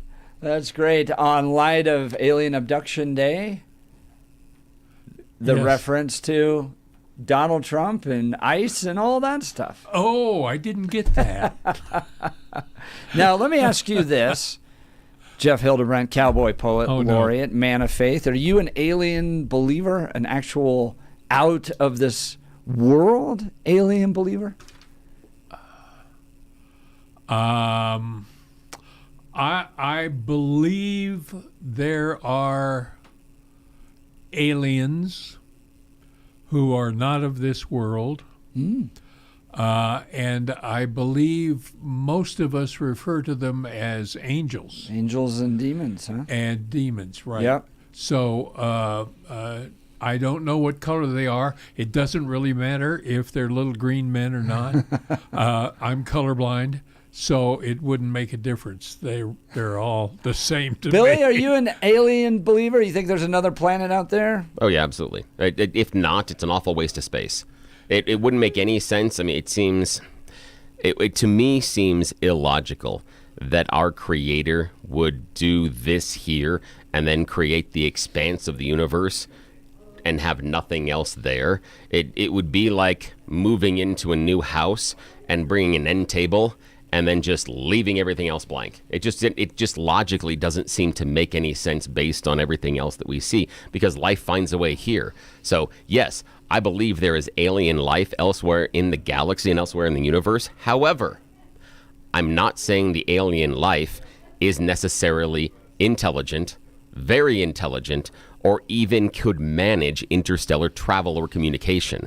The idea that we could have amoebas or germs and bacteria per se that wouldn't be carbon-based but silicon-based, because that's the easiest as far as the building blocks in chemistry, it seems, very, very likely. Incredibly likely, especially since we found water both on the moon and on Mars. I apologize for asking, Jeff. But the idea of it being intelligent, that I'm a little bit more malleable on. But the idea of life not existing we tapped has to into be. Bill Thorpe, 15-year-old exploring all of the logic of the universe. Okay. Yeah. I mean, so I told you, I was a kid. The logic is that we are the last attempt. We are the final product, and the aliens were the trial run. The thing for me is, I think it's more never mind. I'm sorry I kept it going. For me, I think it's the idea of when you plant different types of crops inside your garden. Some of them are closer to others than not, and certain crops grow different ways, and you're expecting different things out of different crops. So that's kind of where I am on this one. That it just seems like kind of a waste of space. Yeah, but that's me. I'm weird. Right, Jeff Hildebrandt, old man at the bar. I'm tired now. Okay. All right. This came to me. I was in a hotel on a business trip having dinner, and I looked up, and there was a bar and one old guy sitting there, and I extrapolated what he might have been thinking about. He sits there on the bar stool, his hat low o'er his eyes. His beard is gray but neatly trimmed and about 4 times the size of the way he used to wear it when he was young and wild. They say he could be fearsome then if someone got him riled. They say he'd ride the Brahmas till one up and broke his back, and he still walks all bent over, though it's been years since the attack. Now he sits there on that bar stool and stares off into space. And you know that he's remembering a far-off time or place when he was rough and ready, full of vinegar and spit, and he'd take on any challenge just to have the fun of it. Now he sits there on that bar stool, Jack Daniels by his side, knowing he'd have been the champ if he just had one more ride. The old man at the bar.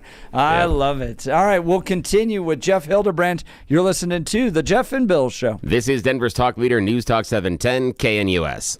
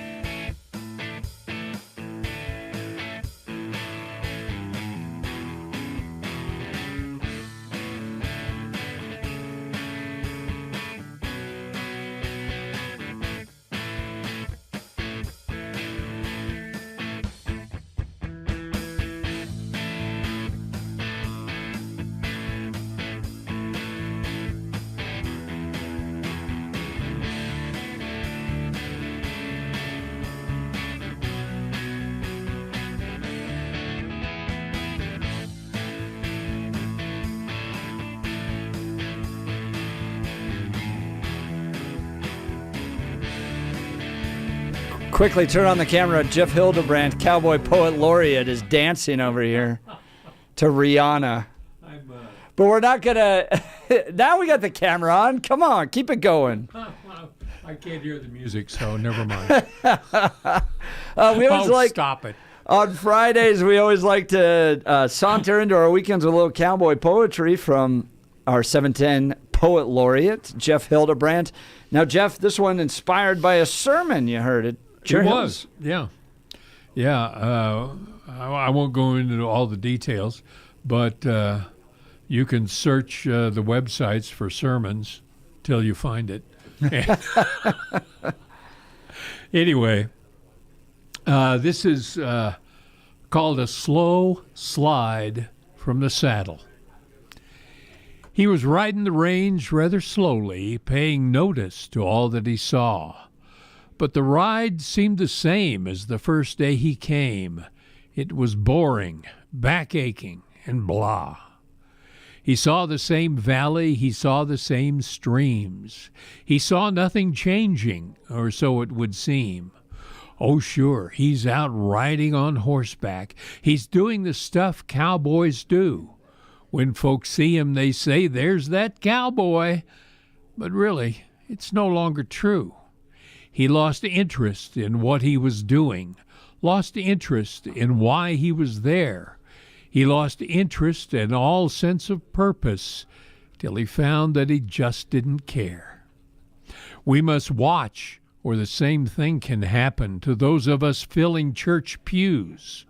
If you don't get excited for Sunday, if you don't want to share God's good news, if you feel like you're bored, you need to plug into the Lord. Rediscover how God gives us clues. Clues in the stories we heard as a kid. Clues to the reasons Christ did what he did. Reasons why you play an integral part in the salvation plan that God had from the start. I think it's like having to plug in an e-car. If you don't get recharged, you won't get very far.